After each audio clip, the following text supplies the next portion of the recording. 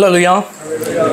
கர்த்தருடைய பரிசுத்த நாமத்திற்கு மகிமை உண்டாவதாக. கர்த்தராகிய இயேசு கிறிஸ்துவின் நாமத்தினால் வாழ்த்துகிறேன். கடந்த மாதத்திற்காக கர்த்தருக்கு நம்ம நன்றி செலுத்துவோம். அந்த புதிய மாதத்தை கர்த்தர் நமக்கு தந்திருக்கிறதற்காகவும் நன்றி செலுத்துவோம். இதை கர்த்தர் நமக்கு ஆசீர்வாதமாக மாற்றி தருவாராக.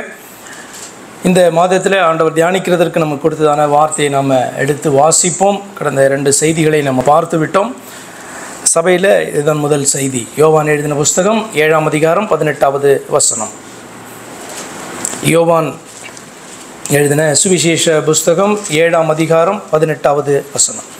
சுயமாய் பேசுகிறவன் தன் சுய மகிமையை தேடுகிறான், தன்னை அனுப்பினவரின் மகிமையை தேடுகிறவனோ உண்மை உள்ளவனாயிருக்கிறான், அவனிடத்தில் அநீதி இல்லை. He that speaketh of himself seeketh his own glory, but he that seeketh his glory that sent him, the same is true, and no unrighteousness in him. இந்த நாளிலே சுய மகிமையை தேடினால் பொய்யனாவாய். Seeking own glory will make you a liar என்கிற தலைப்பில் இதை பார்க்க போகிறேன். ஏனென்று சொன்னால், சுய மகிமையை தேடுகிறவன் சுயமாக காரியங்களை அவன் பேசுகிறான், அவனிடத்தில் உண்மை இல்லை அப்படின்னு ஆண்டவர் சொல்லி இருக்கிறபடினால்தான் இந்த தலைப்பு. சுய மகிமையை தேடுகிறவன் அவன் பொய்யனாகிறான் என்று சொல்லி நம்ம இந்த நாளிலே பார்க்க போகிறோம். ஆனபடினாலே நம்மை அழைத்து நம்மளை அனுப்பின தேவனுடைய மகிமையை தேட வேண்டும் என்கிறதனுடைய முக்கியத்துவத்தை குறித்து அறிந்து கொள்வதற்காக இந்த செய்தி. கண்களை மூடுவோம். கர்த்தருடைய சமூகத்தில் நம்மை நாம் தாழ்த்துவோம். தேவனுடைய வார்த்தைகளை தியானித்து பார்க்கும் பொழுது அந்த வார்த்தைகள் நமக்குள்ளாக மாற்றத்தை கொண்டு வருகிற விதத்தில் நம்முடைய இருதயம் திறக்கப்பட்டதாய் காணப்படட்டும். எங்களை அன்பாய் நேசிக்கிற எங்கள் பரிசுத்த பிதாவே, இந்த அருமையான வேளையிலும் உம்முடைய சமூகத்திலே நாங்கள் வந்திருக்கிற இந்த வேளையில் எங்களை தாழ்த்துகிறோம்.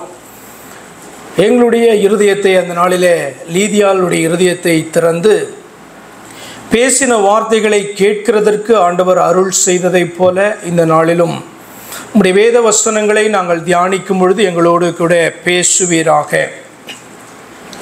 சுய மகிமையை தேடும் பொழுது அது பொய்யர்களாக எங்களை மாற்றிவிடக்கூடியதான அந்த அபாயத்தை குறித்து ஆண்டவர் வேதத்திலே பேசி இருக்கிறபடினாலே, ஆண்டவரே, நாங்கள் எங்களுடைய மகிமையை அல்ல, உம்முடைய மகிமையை தேடுகிறவர்களாக, உம்முடைய மகிமையை பேசுகிறவர்களாக காணப்பட எங்களுக்கு உதவி செய்யும்.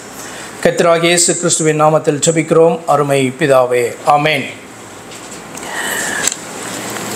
Do not seek your own glory that leads you to be a liar.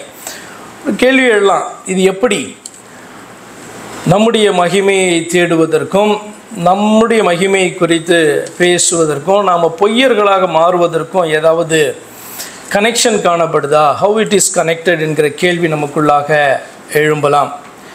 But seeking self glory is a quality human have inherited naturally. அதாவது எப்படி சொல்லலாம் அப்படின்னா, மனிதனை ஆண்டவர் செம்மையுள்ளவனாக அவர் உண்டாக்கினார். அவனுக்கு ஆண்டவர் கட்டளையை கொடுத்தார். இதை செய்யாதே என்கிற ஒரு கட்டளையை ஆண்டவர் அவனை வைத்திருந்ததான ஏதேன் தோட்டத்திலே கொடுத்தார். உங்களுக்கு எல்லாருக்கும் தெரியும்ல. அப்போ அந்த கட்டளையை அவன் மீறி விழுந்த பின்பு தான் நாம் எல்லோரும் பண்ணியிருக்கோம், பிறந்திருக்கிறோம். ஆதாம் ஏவாளுக்கு பிள்ளைகள் அதற்கு பின்பு தான் பிறந்தார்கள். அதனால தான் எப்படி நம்ம சொல்லலாம், we all come from a fallen race. நம்மளெல்லாம் செம்மையான ஒரு ஜனமாக, ஒரு குடும்பமாக ஆண்டவர் பார்த்திங்கன்னா உண்டாக்கினார். ஆனால் விழுந்து போன பின்பு அவர்களிலிருந்து பிள்ளைகள் பிறந்து இப்படியாக நம்ம உலகத்தின் பூமி எங்கும், பூமியில் காணப்படுற எல்லா இடத்துலையும் பரம்பி காணப்படுகிறோம். அதில் ஒரு கூட்டம் தான் நம்ம இந்த இடத்துல வந்திருக்கிறோம். அப்போ it is part of our atomic nature. Or Paul இப்படி சொல்கிறாரு, ஓல்டு மேன், உங்களுக்குள்ளே காணப்படுற வயதான மனிதன் என்ற அர்த்தம் அல்ல. ஓல்டு மேன்னா ஓல்டு நேச்சர், நமக்குள்ளாக ஒரு நேச்சர் காணப்படுது. ஆனால் இயேசு கிறிஸ்துவை ஏற்றுக்கொள்ளும் போது அது புதிய நேச்சர் வருகிறது. அதை புதிய மனுஷன் அப்படின்னு சொல்கிறார். புதிய மனுஷனை தரித்து கொண்டிருக்கிறோம். பழைய மனுஷன் நமக்குள்ளே உண்டு, அந்த பழைய மனுஷனை நீங்கள் களைந்து போடுங்க அப்படிலாம் சொல்லும்பொழுது அது ஓல்டு மேனை குறித்து பேசுகிறது. அப்படியானால் அது atomic nature and Christ nature. புதிய ஸ்பாவம் என்பது கிறிஸ்துவினிடத்திலிருந்து நாம் பெற்றுக்கொண்டு வந்திருக்கிறதான ஸ்பாவம். அதான் கிறிஸ்துவின் பிள்ளைகள். அதற்கு முன்பு ஆதாமுடைய பிள்ளைகளாக மாத்திரம் நம்ம காணப்பட்டோம் இல்லையா? ஆனபடினால இந்த சீக்கிங் செல்ஃப் க்ளோரி, நம்முடைய சுய மகிமையை தேடுவது, நம்மை குறித்ததான சுய மகிமையை பேசுவது, அல்லது யாராவது நம்மளை குறித்து நல்லபடியாக பேசினா சந்தோஷப்படுகிறதான அந்த நேச்சர் முக்கியமாக பிசாசினிடத்திலிருந்து வந்ததான ஒரு காரியமாக இருக்கிறது. Okay, seeking own glory was taught by Satan who first sought his own glory. இது ஏன் அப்படின்னு சொன்னால், முதல்ல தன்னுடைய சுய மகிமையை தேடினது யார் அப்படின்னா ஆதாம் கிடையாது. பிசாசானவன் என்று இன்றைக்கு அழைக்கப்படுகிறதான ஒரு தூதன். அவன் அப்படியாக தன்னுடைய சுய மகிமையை அவன் தேடினபடியினாலே அவன் விழுந்தான் என்று அறிந்திருக்கிறோம். ஆனால் ஆண்டவராகிய இயேசு கிறிஸ்து அவனை குறித்து அவனுக்கு ஒரு டைட்டில் கொடுக்குறார். நிறைய டைட்டில் அவனுக்கு காணப்படுது. அதில் ஒரு டைட்டில் என்ன அப்படின்னு சொன்னால், அவன் பொய்யன் அப்படின்ற ஒரு டைட்டில். பொய்யனும் பொய்க்கு பிதாவுமாக இருக்கிறான் அப்படின்ற ஒரு டைட்டில் என்ன பண்ணுறாரு ஆண்டவராகிய இயேசு கிறிஸ்து கூட, liar and father of lies அப்படின்ற ஒரு டைட்டிலை ஆண்டவர் கொடுக்குறார். அப்போ இப்போ நம்மெல்லாம் காணப்படுறோம். சில நேரத்தில் நம்மளை அறிந்து நம்ம பொய்யர்களாக காணப்பட்டாலும் நீங்கள் பொய்யர் என்று அழைக்கிறதை விரும்புவீர்களா? யாராவது விரும்புவோமா? அப்படி யாராவது இருக்கீங்களா? நான் ஒருவரை கூட பார்த்ததில்லை.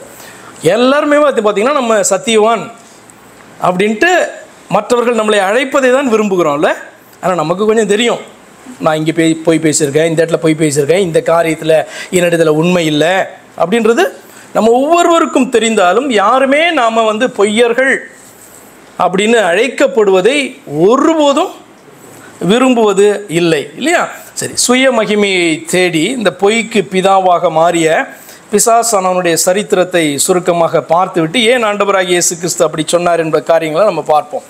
யோவான் 8ஆம் அதிகாரம் 44வது வசனத்தில் இப்படி சொன்னார். யோவான் 8:44, நீங்கள் உங்கள் பிதாவாகிய பிசாசானவனால் உண்டானவர்கள், நீங்கள் இல்லை. இதை படிக்கும்போது இது நம்மளை சொல்கிறார் ஆண்டவர் அப்படின்னு நினச்சிடாதீங்க. யாரை பார்த்து சொல்கிறார் அப்படின்றது நமக்கே தெரியும். அதை நான் உங்களுக்கும் எக்ஸ்பிளைன் பண்ணுறேன். நீங்கள் உங்கள் பிதாவாகிய பிசாசானவனால் உண்டானவர்கள், உங்கள் பிதாவினுடைய இச்சைகளின்படி செய்ய மனதாய் இருக்கிறீர்கள். அவன் ஆதி முதற்கொண்டு மனுஷ கொலை பாதகனாய் இருக்கிறான். ஆதி முதற்கொண்டுனா எப்போ நினைக்கிறீங்க? ஏன்னா இப்போ வசனங்கள் எல்லாம் வாசிக்கும்போது உங்களுக்கு அப்படியே புரியணும்ல. ஆதி முதற்கொண்டுனா ஃப்ரம் த பிகினிங். இந்த இடத்துல சொல்லப்படுவது எப்போ அப்படின்னா, அவன் விழுந்த பின்பு, மனிதனை ஆண்டவர் உண்டாக்கின பின்பு. ஏன்னா மனுஷ கொலை பாதகன்னா மனுஷன் காணப்படணும்ல. பிசாசு தள்ளப்பட்ட பொழுது அவன் இப்போ மனுஷர்கள் கிடையாது. அதற்கு பின்பு தான் என்ன பண்ணுறார் ஆண்டவர்? மனிதர்களை, ஆதாமையும் ஏவாளையும் அதுக்கப்புறம் தான் உண்டாக்கிறார். அப்போ மனுஷ கொலை பாதகனாக இருக்கிறான்னா மனுஷர்களிடத்தில் எப்போ பேசி அவர்களை அவன் வஞ்சிக்கிறானோ அந்த நாளை தான் அது குறிக்கிறது, அப்படி தானே? அப்போ அவன் விழுந்த நாளை குறிக்கல, ஃப்ரம் த பிகினிங் அப்படின் போது ஆதாமை உண்டாக்கின பின்பு எப்பொழுது ஆதாமை சந்தித்து ஏவாளை சந்தித்து அவன் அந்த இடத்துல பேசுகிறானோ அதுதான் அதனுடைய அர்த்தம். என்ன? ஆதி முதற்கொண்டு மனுஷ கொலைபாதகனாய் இருக்கிறான். சத்தியம் அவனிடத்தில் இல்லாதபடியினால் அவன் சத்தியத்திலே நிலை நிற்கவில்லை. சத்தியம் அவனிடத்திலே இல்லாதபடினா அவன்கிட்ட ட்ரூத்தே இல்லை அப்படின்னு அர்த்தமா? அவன் சத்தியத்திலே நிலை நிற்கவில்லை அப்படின்னும் போது நீங்கள் எப்படி புரிந்து கொள்கிறீங்க? அப்போ ஆரம்பத்தில் ட்ரூத் அவன்கிட்ட காணப்பட்டுச்சு, அப்படி தானே? நிலை நிற்கவில்லைன்னா இருக்குது, ஆனால் அதில் கண்டினியூ பண்ணல அவன். இப்போ நம்ம இடத்துல சத்தியம் இருக்கிறது, ஆனால் இதில் நம்ம கண்டினியூ பண்ணணும். இப்போ சத்தியம் இருக்கிறது அப்படின்னா சத்தியத்தை ஏற்றுக்கொண்டு இருக்கிறோம், சத்தியத்தின்படி நடக்கிறோம், சத்தியத்திற்கு கீழ்ப்படுகிறோம் என்ற அர்த்தம். ஆனால் நீங்கள் இந்த ட்ரூத்லேயே இல்லை அப்படின்னா பரலோக ராஜ்யத்தில் போயிடுவீங்களா? போக முடியாது, இல்லை, நமக்கு தெரியும். அப்போ ட்ரூத்தை ஏற்றுக்கொள்வது மாத்திரமல்ல, சத்தியத்தில் இருக்கிறதுனா சத்தியத்தில் நிலைன்னு இருக்கும் பொழுது தான் ஆண்டவர் வரும்பொழுது அவருடைய ராஜ்யத்துக்குள்ளே பிரவேசிக்க முடியும். இதில் ஒன்றும் பிரச்சனை இல்லைல்ல, கிளியர் தானே? அப்போ பிசாசை குறித்து இந்த இடத்துல பேசும்பொழுது அவன் சத்தியத்தில் நிலை நிற்கவில்லை அப்படின்றார். அப்படியானால் ஆரம்பத்தில் சத்தியம் அவனுக்குள் காணப்பட்டது, சத்தியத்தை அறிந்தவனாகவும் கீழ்ப்படுகிறவனாகவும் காணப்பட்டான். ஆனால் சத்தியத்தை விட்டு அவன் விலகின பொழுது அவன் விழுந்தவனாய் காணப்படுகிறான். சத்தியம் அவனிடத்தில் இல்லாதபடினால் அப்படின்னு சொன்னால் சத்தியத்திலே நிலை நிற்காத பொழுது சத்தியம் அவனுக்குள்ளே இல்லை என்று அர்த்தம். அதில் நிறைய விஷயங்கள் காணப்படுது. நமக்கும் ஆண்டவர் கொடுக்குறதான டீச்சிங். இன்றைக்கி நீ சத்தியவான் தான், சத்தியத்திற்குள்ளே காணப்படுகிற, இன்றைக்கி தேவனுடைய பிள்ளை தான். ஆனால் நாளைக்கே நீ தேவனுடைய பிள்ளை என்கிறதான அந்தஸ்தை உன்னாலே இழந்து விட முடியுமா அப்படின்னு சொன்னால் முடியும் என்று அந்த வார்த்தையை சொல்லுகிறது. அப்போ சத்தியத்திலே தொடர்ந்து நிலை நிற்க வேண்டும் என்பது அவசியம். அப்புறம் சொல்கிறார் இயேசு கிறிஸ்து, அவன் பொய்யனும் பொய்க்கு பிதாவுமாய் இருக்கிறபடியால். பொய்யன் அப்படின்னு சொன்னால் பொய் பேசுகிறவன், பொய்யை மற்றவர்களுக்குள்ளே விதைக்கிறவன், சத்தியத்தில் இருக்கிறவர்களை சத்தியத்தை விட்டு திருப்புகிறவன். ஆனால் பொய்க்கு பிதானா என்ன அர்த்தம்? பொய்க்கு பிதானா என்ன அர்த்தம்? பொய்யினுடைய துவக்கமே அவனிடத்தில் இருந்தான் அப்படின்னு சொல்கிறார்.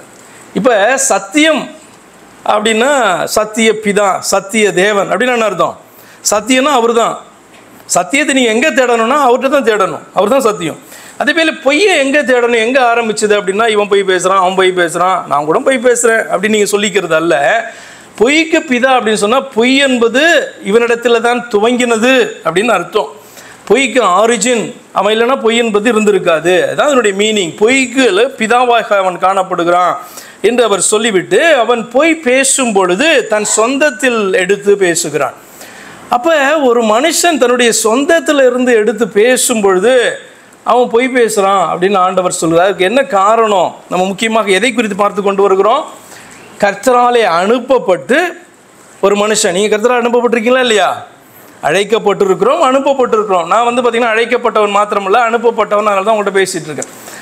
நீங்களும் பார்த்திங்கன்னா மற்றவர்கள்ட்ட போய் பேசும்பொழுது நீங்கள் பார்த்திங்கன்னா அழைக்கப்பட்டவர்கள் மாத்திரமல்ல, அனுப்பப்பட்டவர்கள். யூ ஆர் ரெப்ரசன்டிங் காட், அப்படி தானே? அம்பாசடர்ஸ் ஆஃப் கிரைஸ்ட் அப்படி வேதத்தில் வாசிப்பீங்க. கிறிஸ்துவின் ஸ்தானாதிபதிகள் அப்படின்னா என்ன அர்த்தம்?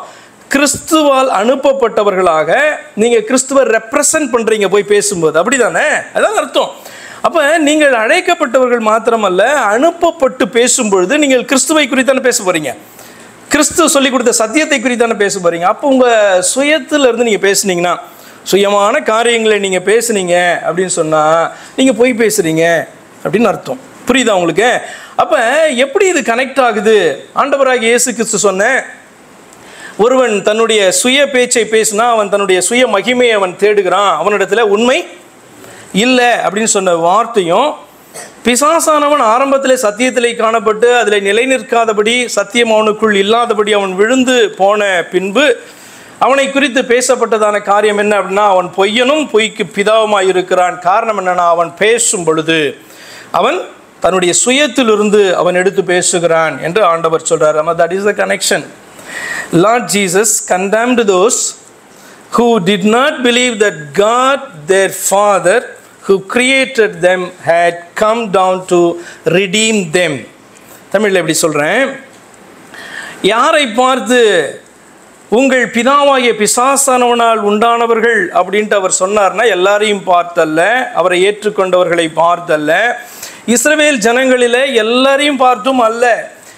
யார் யாரெல்லாம் பார்த்தீங்க அப்படின்னு சொன்னால், இயேசு கிறிஸ்துவை ஏற்றுக்கொள்ளாதபடி, என்னன்னு ஏற்றுக்கொள்ளாதபடி, தங்களை உண்டாக்கின உண்மையான தங்களுடைய தேவனாகிய பிதா தங்களை மீட்பதற்காக மனிதனாக வெளிப்பட்டு நின்று பேசுகிறார் என்பதை நம்பாதவர்களை, விசுவாசிக்காதவர்களை பார்த்து ஆண்டவராகிய இயேசு கிறிஸ்து சொன்ன வார்த்தை, நீங்கள் உங்கள் பிதாவாகிய பிசாசானவனால் உண்டானவர்கள் என்கிற வார்த்தையை அவர் சொன்னார். When they deny Jesus, the real Father, they believe Satan a liar and liar of lies. எப்ப உண்மையான பிதாவாகிய தெய்வம் தங்களை ரட்சிக்கிறதற்கு, மீட்பதற்கு வந்திருக்கிறார் என்பதை அவர்கள் ஏற்றுக்கொள்ளாதபடி காணப்பட்ட போது அவர்களை பார்த்து சொன்னாரு, தான் உண்டாக்கின ஜனத்தை பார்த்து சொன்னாரு, நீங்கள் உங்கள் பிதாவாகிய பிசாசானவனால் உண்டானவர்கள். ஏன் என்று சொன்னார், உங்களுடைய மெய்யான தகப்பன் யார் என்று சொல்லி அறியாதபடி வேறொன்றை நீங்கள் ஏற்றுக்கொள்றீங்க. அப்போ ரியல் ஃபாதரை தள்ளினா அந்த ரியல் ஃபாதர் என்ன சொல்கிறாரு, நீங்கள் உங்கள் பிதாவாகிய பிசாசானவனால் உண்டானவர்கள் என்று சொன்னார். அதான் அதனுடைய அர்த்தம். They believe Satan a liar and the father of lies. பிசாசானவன் தன்னுடைய சுய மகிமையை தேடின விதத்தை நான் உங்களுக்கு சுட்டி காண்பிக்கிறேன். ஏசாயா தீர்க்கதரிசன புஸ்தகம் 14ஆம் அதிகாரம் 13 to 14 வசனங்களை நம்ம வாசிக்கலாம். ஏசாயா 14ஆம் அதிகாரம் 13-14. அதில் நீங்கள் நிறைய வாசிக்கணும். ஏனென்று சொன்னால் வேதத்தில் 2 பகுதிகளில் மாத்திரம்தான் ரொம்ப கிளியராக பிசாசானவன் எப்படி விழுந்தான், அவன் விழுந்ததனுடைய காரணம் என்ன என்பது ஒரு சுருக்கமாக ஊமையான வார்த்தைகளினாலே சொல்லப்பட்டோம். அது பார்த்திங்கன்னா ஒரு ராஜ்யத்தை, அந்த ராஜாவை குறித்து பேசுகிறதாக ஆரம்பித்து அது ஆக்சுவலாக பார்த்திங்கன்னா இன்னொரு ஸ்பிரிட்டை குறித்து பேசும். அப்படிப்பட்ட ஒரு பகுதி ஏசாயா 14ஆம் அதிகாரத்திலையும் எசேக்கியேல் 28ஆம் அதிகாரத்தில் சில பகுதிகளிலும் ஒரு பகுதியிலையும் காணப்படுது. நம்ம இப்போ ஏசாயா 14ஆம் அதிகாரத்தில் 13-14 வசனத்தை மாத்திரம் வாசிக்கலாம். நான் வானத்துக்கு ஏறுவேன். வானத்துக்கு ஏறுவேன்னா என்ன அர்த்தம்? நான் ஹெவனுக்கு ஏறுவேன் அப்படின்ட்டு. இப்போ நம்ம பார்த்திங்கன்னா நம்ம ஒரு நாள் பரலோகத்துக்கு போவோம் அப்படி சொல்கிறோம்ல, பரலோகத்துக்கு நம்ம போவோம் அப்படின்னு சொல்கிறோம் இல்லையா? அதே போல் வானத்துக்கு ஏறுவேன்னா நான் ஹெவனுக்கு போவேன். தேவனுடைய நட்சத்திரங்களுக்கு மேலாக என் சிங்காசனத்தை உயர்த்துவேன். வடபுறத்தில் உள்ள ஆராதனை கூட்டத்தின் பர்வதத்திலே வீற்றிருப்பேன். ஆராதனை கூட்டத்தின் பர்வதத்தில் வீற்றிருப்பேன்னா என்ன அர்த்தம்? ஆராதனை இப்போ கொஞ்ச நேரத்துக்கு முன்னாடி ஆராதனை பண்ணோம் இல்லையா? ஆராதனை பார்த்திங்கன்னா இங்கே இருந்தவங்க உங்களை லீட் பண்ணாங்க, நீங்கள் எல்லாம் சேர்ந்து ஆராதனை பண்ணீங்களா? இப்போ ஆராதனை பண்ண இந்த ஆராதனை பார்த்திங்கன்னா ஒருவருக்கு ஏறெடுக்கப்படுகிறதான, நம்மை உண்டாக்கின நம்மளை ரட்சித்த தெய்வத்துக்கு ஏறெடுக்கப்படுகிறதான ஒரு காரியம். அவரை குறித்ததான புகழ்ச்சி, துதிகள், ஸ்தோத்திரங்கள், இவைகளை குறித்ததான காரியம்தான் ஆராதனை. இந்த ஆராதனையில் அவர் மட்டும்தான் இங்கே நின்று இந்த 3 பேர் கிடையாது. அவர் மட்டுமே மகிமைப்படணும் அந்த ஆராதனையில், அந்த வார்த்தைகளில். இவர்கள் சொல்லுகிற காரியமாக இருந்தாலும், நீங்கள் துதிக்கிறதான துதிகளில் இருந்தாலும், ஒருவர் மட்டுமே அது பார்த்திங்கன்னா கனப்படுத்தப்படணும், புகழப்படணும், ஆராதிக்கப்படணும் இல்லையா? அப்போ ஆராதனை என்று சொல்லும்போது ஆண்டவரை, நம்மளை உண்டாக்கினவரை துதிக்கிறதான காரியம். அப்போ ஆராதனை கூட்டத்தின் பர்வதத்தில் வீற்றிருப்பேன் என்று சொன்னால், ஆராதனை நாயகன் என்று பாடினீங்கல்ல, ஆராதனை நாயகன் நீரே அப்படின்னு யாரை நினச்சி பண்ணீங்க? ஒருத்தர் நினச்சி தானே பண்ணீங்க. இயேசு கிறிஸ்துவை நினைத்து பாடினீர்கள் அல்லவா? அப்போ ஆராதனை பர்வதத்தின்ல வீற்றிருப்பேன் அப்படின்னு சொன்னால் ஆராதனை நாயகனாக இருப்பேன் என்று சொல்லி அர்த்தம். புரிஞ்சுதா? அப்போ இந்த இப்போ இவனுக்கு பேர் பிசாசு கிடையாது, சாத்தான் கிடையாது. அவனுடைய பேர் என்னவாய் காணப்பட்டது அப்படின்னு சொன்னால், அவன் ஒரு தூதனாக அவன் காணப்பட்டான். அவனுக்கு வேறு டைட்டில் காணப்பட்டுச்சு. அந்த டைட்டில்லேருந்து அவன் விழுந்தான் என்கிறதான காரியத்தெல்லாம் நம்ம பார்ப்போம். அப்போ ஆராதனை கூட்டத்தினுடைய பர்வதத்தில் நான் வீற்றிருப்பேன் என்று சொன்னால் ஆராதனை நாயகனாக நான் உயர்ந்திருப்பேன் என்று விரும்பினான். நான் மேகங்களுக்கு மேலாக உன்னதங்களில் ஏறுவேன் அப்படின்னு சொன்னால் எந்த இடத்துல தேவன் இருக்கார், அதாவது என்ன அர்த்தத்தை இது சொல்லப்படுதுன்னா, தேவன் ஒரு சுப்ரீம் பீயிங், அவருக்கு மேலே வேறு ஒருத்தர் கிடையாது என்கிற அர்த்தத்தில் தான் உன்னதங்கள். அப்போ இந்த உன்னதங்களில் என்ன பண்ணுவானா, ஏறுவேன், உன்னதமானவருக்கு ஒப்பானேன். அந்த சுப்ரீம் காட், அல்மைட்டி காட் என்று சொல்லப்படுகிறோமே, அவருக்கு நிகரே யாரும் கிடையாது என்று சொல்லப்படுகிறதே, அந்த தேவனுக்கு ஒப்பாக அப்படின்னா என்ன அர்த்தம்? ஒப்பாகனா என்ன அர்த்தம்? நான் அவராகவே மாறிடுவேன் அப்படி இல்லை, அவருக்கு ஈக்குவல் பீயிங். இப்போ ஈக்குவல் பீயிங்னா ஈஸி தானே. இப்போ இயேசு கிறிஸ்துவை மட்டுமே ஆராதிக்கணும் அப்படின்னா எல்லாருடைய ஃபோக்கஸ் என்ன பண்ணுவோம்? அவர் மேலே மட்டுமே போகும். இப்போ அவருக்கு சமமான தெய்வம் உண்டு அப்படின்னா இயேசு கிறிஸ்துகிட்ட கொஞ்சம் கண்ணு, இந்த பக்கம் கொஞ்சம் கண்ணு, அப்படி கொடுப்போமா இல்லையா? அதுதானே. அப்போ அந்த அல்மைட்டி காட், சுப்ரீம் காடுக்கு ஒப்பாக சமமாக இருக்க அவன் என்ன பண்ணான்? விரும்பினானாம் என்று அவன் இருதயத்திலே சொன்னானாம். அப்போ பிசாசானவன் தன்னுடைய சுய மகிமையை தேடின விதம் என்னவென்று சொன்னால், தேவனுக்கு ஒப்பாக தன்னுடைய ஸ்தானமே அது கிடையாது. தன்னுடைய ஸ்தானத்தை விட்டு, இப்போ நீங்கள் எல்லாருமே எல்லா ஹியூமன் பீயிங்குமே நம்ம இருக்கிற நிலையை விட்டு நம்ம நல்ல ஒரு நிலைக்கு உயர்த்தப்படணும்னு விரும்புவோமா இல்லையா? அப்படி தப்பாது. நல்ல நிலைக்கு போகணும், நல்ல ஆசீர்வாதத்துக்கு போகணும், இந்த வேலையிலேருந்து நல்ல வேலைக்கு போகணும், இது தவறு கிடையாது. ஆனால் உன்னுடைய ஸ்தானம் என்பது உனக்கு தெரிய வேண்டும், அப்படி தானே? உன்னுடைய ஸ்தானம் என்பது உனக்கு தெரியும். இப்போ மனிதர்களாக நீங்கள் எந்த லெவலுக்கு வேணால் நீங்கள் உயர்த்தப்படலாம், நத்திங் ராங் இன் தட். இப்போ நீ எல்லாருமே ஹியூமன் ரேஸில் இருக்கோம். மனிதர்களாக நீங்கள் எந்த லெவலுக்குலாம் உயர்த்தப்படலாம்? ஒரு கம்பெனியில் இருக்கீங்க, கம்பெனியில் கடைசியில் இருக்க லேபர், அந்த லேபர்லேருந்து கம்பெனியுடைய ஜிஎம்மாக உயர்த்தப்படலாம், அந்த கம்பெனியினுடைய ஓனராகவும் உயர்த்தப்படலாம். ஆனால் எண்ட் ஆஃப் த டே நீயும் மனுஷன், உனக்கு கீழே வேலை செய்கிறவனும் மனுஷன், உனக்கு மேலே வேலை செய்கிறவனும் மனுஷன். என்ன அப்படின்னா, அந்த ஹியூமன் ரேஸில் நீங்கள் எந்த லேடருக்கு வேணால் போகலாம், ஆனால் அந்த ஹியூமன் ரேஸை கடந்து நான் இன்னொரு இடத்துக்கு போவேன் அப்படின்றது பார்த்திங்கன்னா ஸ்தானத்தை விட்டு உயர்த்த பார்க்கிற நிலை. வேதம் அவர்களை குறித்து சொல்லுகிறது யூதா புஸ்தகத்தில். அவர்கள் தன்னுடைய ஸ்தானத்திலேருந்து விழுந்து போனார்களாம். அவங்களுடைய அடோப் ஆண்டவர்களுக்கு கொடுத்தாங்களே, அந்த ஸ்தானத்திலிருந்து அவர்கள் என்ன பண்ணாங்க? விழுந்து போனாங்க. கர்த்தர் அவர்களை செயின் பண்ணி வச்சார் நியாய தீர்ப்புக்கு என்று சொல்லி நீங்கள் வாசிப்பீங்க. புரியுது அவங்களுக்கு?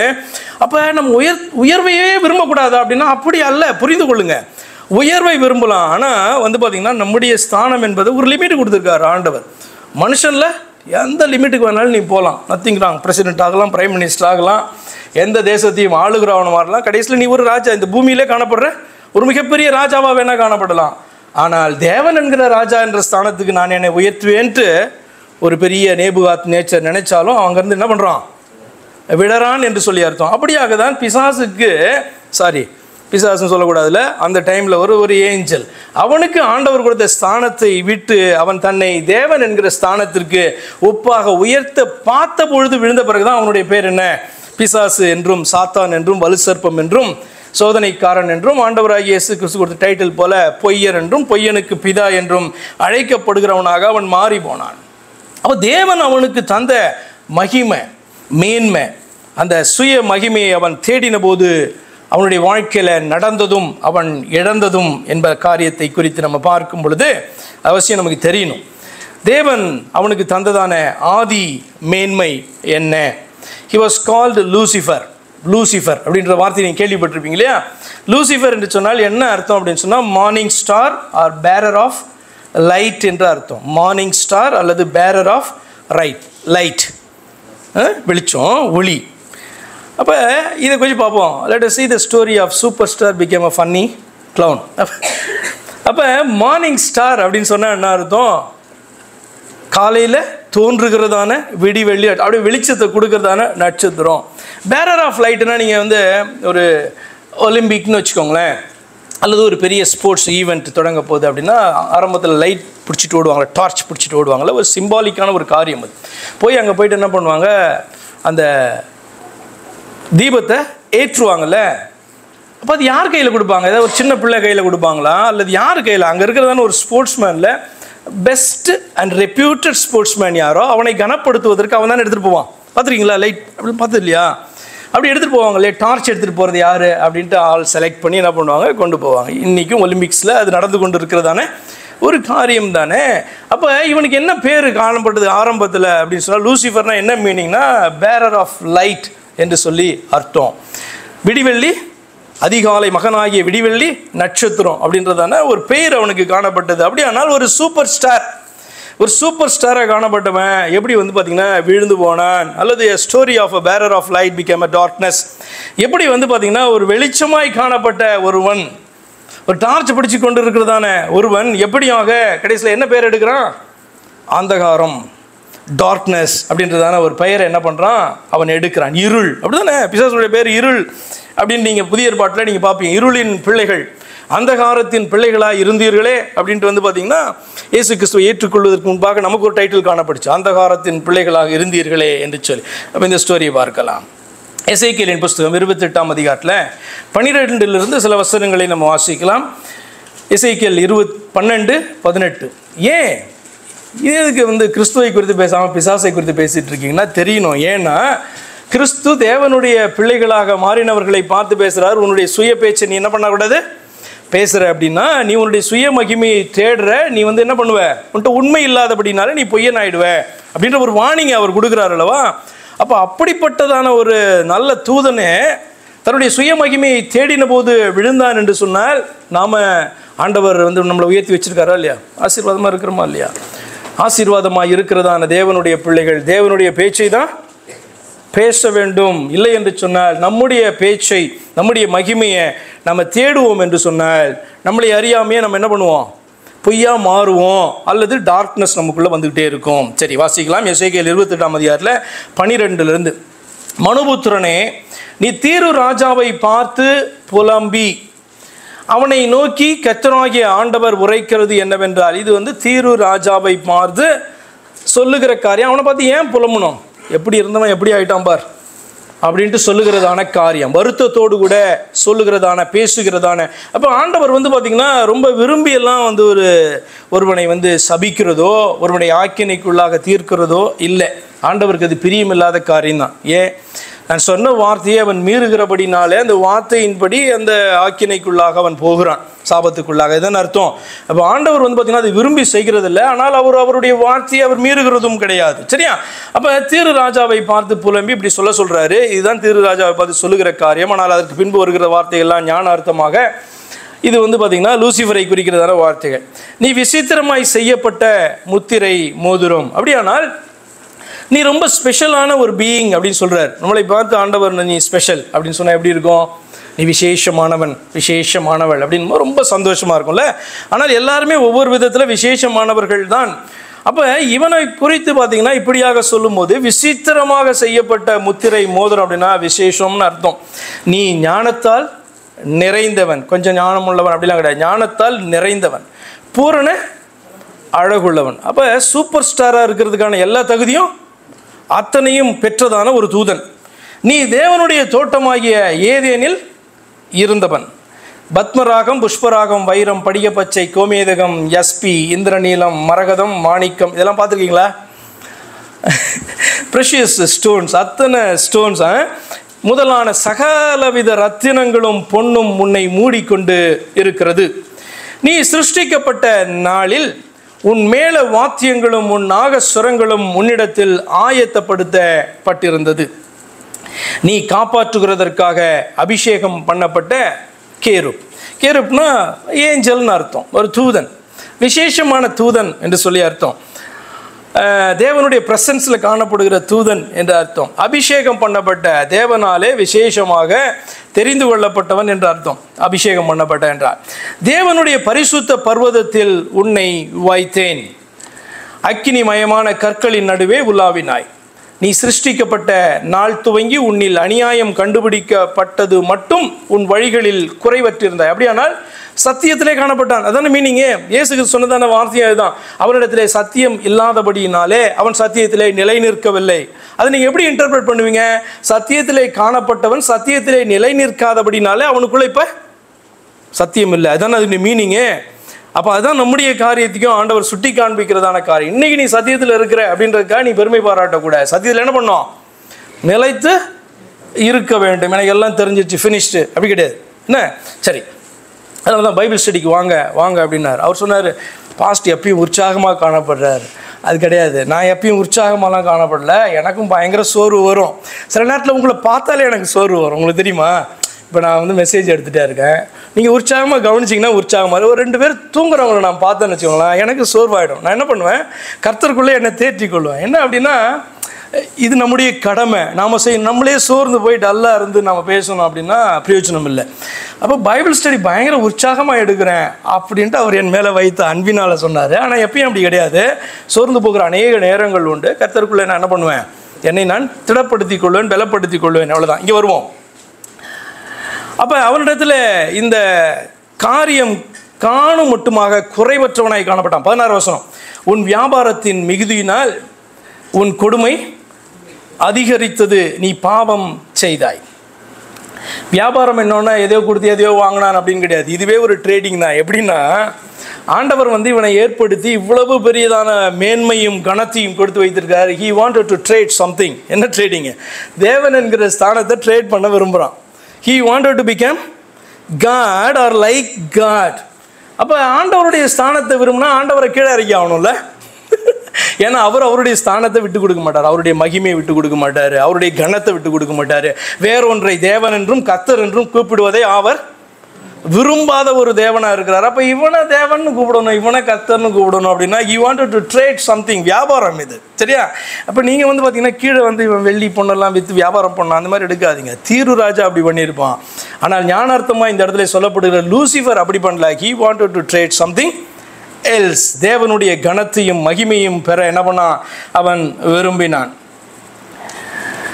ஆகையால் நான் உன்னை தேவனுடைய பர்வதத்திலிருந்து ஆகாதவன் என்று தள்ளி காப்பாற்றுகிற கேருபாய் இருந்த உன்னை அக்கினிமயமான கற்களின் நடுவே இராதபடிக்கு அழித்து போடுவேன். ஆண்டவர் சொல்றார், நான் உன்னை தள்ளுவேன், அழித்து போடுவேன். அதனால தான் சொன்னேன், how a super star become a funny clown. Super ஸ்டார்னு என்ன அர்த்தம்?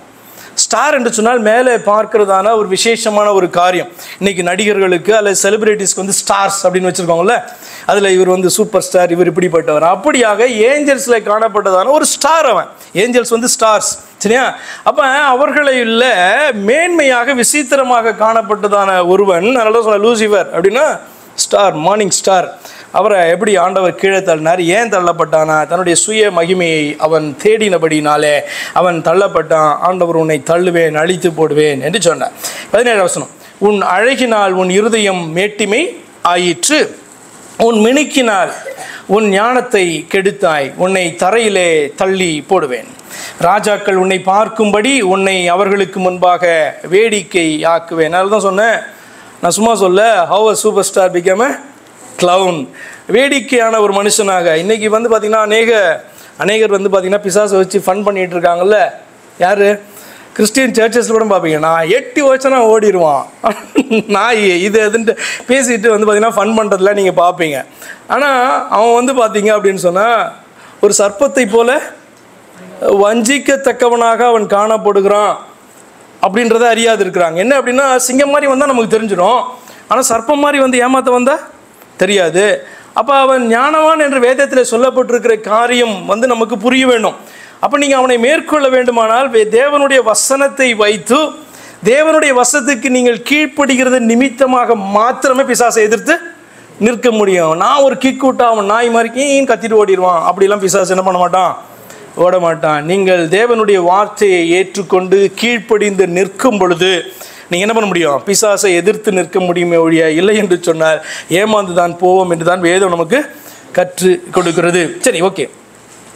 18வது வசனம், உன் அக்கிரமத்தின் ஏராளத்தினாலும் உன் வியாபாரத்தின் அநீதத்தினாலும் உன் பரிசுத்த ஸ்தலங்களை பரிசுத்த குலைச்சலாக்கினாய்.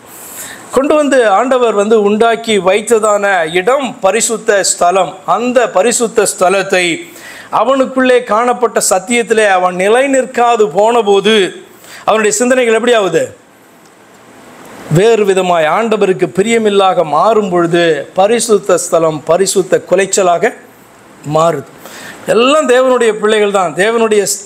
தேவன் விரும்புகிற, தேவனை ஆராதிக்கிற இந்த கூட்டத்துக்கு நடுவிலே கொண்டு வந்து வைக்கப்பட்டாலும் கூட இந்த ஸ்தலத்தை பரிசுத்த குலைச்சலாக மாற்ற முடியுமா என்று சொன்னால், சத்தியம் உங்களுக்குள்ளே இல்லை என்று சொன்னால், உங்களுடைய சிந்தனைகளினாலேயே இந்த இடத்த பரிசுத்த குலைச்சலாக நம்புறீங்களா, மாற்ற முடியும். ஏனென்று சொன்னால், உங்களுடைய ஆராதனையில் ஆண்டவர் பிரியப்பட வேண்டுமானால் உங்களுடைய ஆராதனையில் உண்மை காணப்பட வேண்டும். ஆவியிலும் உண்மையிலும் அவரை என்ன பண்ணணும், தொழுது கொள்ள வேண்டும். அப்படிதான் அவர் விரும்புகிறார். அப்போ நம்முடைய ஆராதனையில் உண்மை இல்லாத போது ஆண்டவர் அதை சுகந்த வாசனையாக முகர முடியாது. அப்படி தானே, ஆமாவா இல்லையா? அப்போ எந்த நேரத்திலும் யார் வேணாலும் பரிசுத்தமாய் காணப்படுகிற பரிசுத்த ஸ்தலத்தை பரிசுத்த குலைச்சலாக மாற்ற முடியும் என்பதற்கு இவனுடைய சரித்திரம் ஒரு உதாரணம். இப்போ இந்த சுய மகிமையை தேடி இப்படி பொய்யனாகவும் பொய்க்கெல்லாம் பிதாவாக தகப்பனாகவும் காணப்படுகிறதான இந்த லூசிஃபராய் காணப்பட்டதான, அதற்கு பின்பு பிசாஸ் என்றும் சாத்தான் என்றும் பெயர் பெற்றதான இவன் சுய மகிமையை தேடி வீழ்ந்தவன் மனுக்குலத்துக்கு கற்றுக் கொடுத்தது என்ன அப்படின்னு பார்ப்போம் என்று சொன்னால், ஆதியாகமம் 3:5 இப்படி வாசிக்கிறோம். ஆதியாகமம் 3:5, நீங்கள் இதை புசிக்கும் நாளிலே, எது ஆண்டவர் வந்து பார்த்தீங்கன்னா இந்த கனியை நீ புசிக்கக்கூடாது, புசிக்கிற நாளிலே நீ சாகவே சாவாய் என்று ஆண்டவர் என்ன பண்ணார், உண்டாக்கின அந்த மனிதர்களுக்கு கற்றுக் கொடுத்தார் அல்லது கட்டளையாய் கொடுத்தார். ஆண்டவர் கற்றுக் கொடுத்தது அதுதான், என்னது கீழ்ப்படினோம், எனக்கு பயப்படுற பயத்தோடு நீ நடக்கணும், என்னுடைய வார்த்தைக்கு இவ்வளவு முக்கியத்துவம் கொடுக்கணும், இல்லை என்றால் மரணம் என்பது ஆண்டவர் கற்றுக் கொடுத்ததான டீச்சிங். இவன் பிசாசு வந்து சொல்கிறான், நீங்கள் இதை புசிக்கும் நாளிலே உங்கள் கண்கள் திறக்கப்படும் என்றும் நீங்கள் நன்மை தீமை அறிந்து தேவர்களைப் போல இருப்பீர்கள் என்றும் தேவன் அறிவார் என்றது. அப்போ அவன் வந்து பார்த்திங்கன்னா சர்ப்பத்தை பயன்படுத்துகிறான். சர்ப்பத்தை பயன்படுத்தி என்ன டீச்சிங்கை கொடுக்குறான், இது நீங்கள் புசிக்கிற நாளிலே உங்களுடைய கண்கள் திறக்கப்பட்டு நன்மை தீமை அறிந்து தேவர்களைப் போல இருப்பீர்கள் என்று தேவன் அறிவார் என்று சொல்லி பார்த்திங்கன்னா பேசுகிறான். Satan inspired them to seek their own glory and taught them self-exaltation. என்ன கற்றுக் கொடுத்தான்னு சொன்னால், உங்கள் சுய மகிமையை நீங்கள் தேடுங்க, நீங்களும் தேவர்களைப் போல. தேவர்கள் என்கிற வார்த்தையை முதல் பயன்படுத்தினது யார் அப்படின்னு சொன்னால் பிசாசு. எதுக்கு பயன்படுத்தினான், தேவர்கள் அப்படின்னு சொல்லு. தேவன் ஏலோகிம்னு பயன்படுத்துறது அவருடைய எல்லா தன்மைகளையும் குறிக்கிறதான வார்த்தை, ப்ளூரலான வார்த்தை. தேவன் 3 பேர் என்பதை குறிக்கிறதல்ல, தேவன் பன்மையானவர் அப்படின்றதுடைய அர்த்தம் என்ன, பன்மையான தன்மைகளை உடையவர் தான் தேவன். அவருடைய ஒரு தன்மையை எடுத்தாலும் அதில் அவர் தேவன் கிடையாது அப்படின்றது தான் ஏலோகிம் என்கிற வார்த்தை பயன்படுத்தப்பட்டிருக்கு. ஆனால் பிசாசு தேவர்கள் என்கிற வார்த்தையை பயன்படுத்தினதுக்கு காரணம் நான் உங்களுக்கு சொல்லிட்டேன்.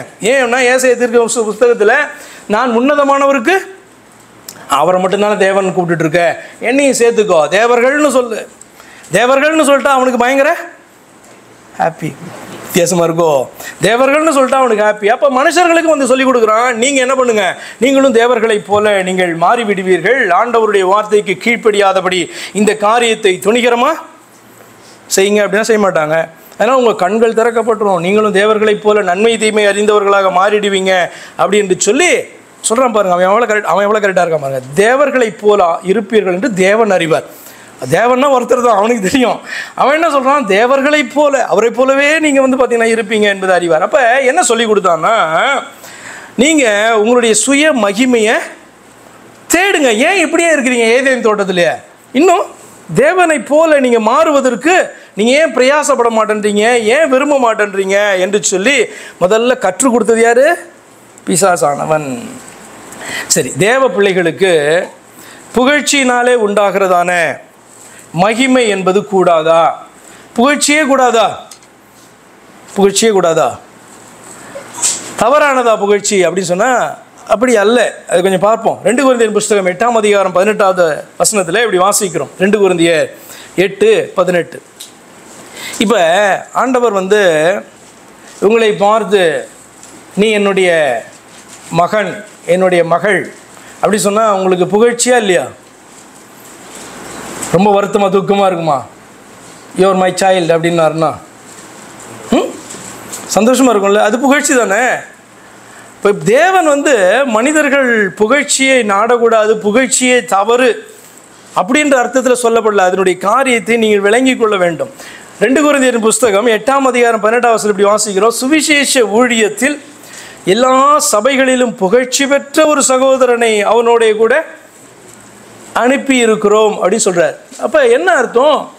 எல்லா சபைகளிலும் சுவிசேஷ ஊழியத்தின் காரியத்தில் நற்பெயர் பெற்றதான, உண்மையாக போய் சுவிசேஷத்தை வாஞ்சியோடு கூட தேவ வசனத்தின் அடிப்படையில் அறிவிக்கிற, எல்லாரிடத்திலும் நற்சாட்சி பெற்றதான ஒரு மனுஷன் அப்படின்ட்டு ஒருத்தனை குறித்து அவர் பேசுகிறார்.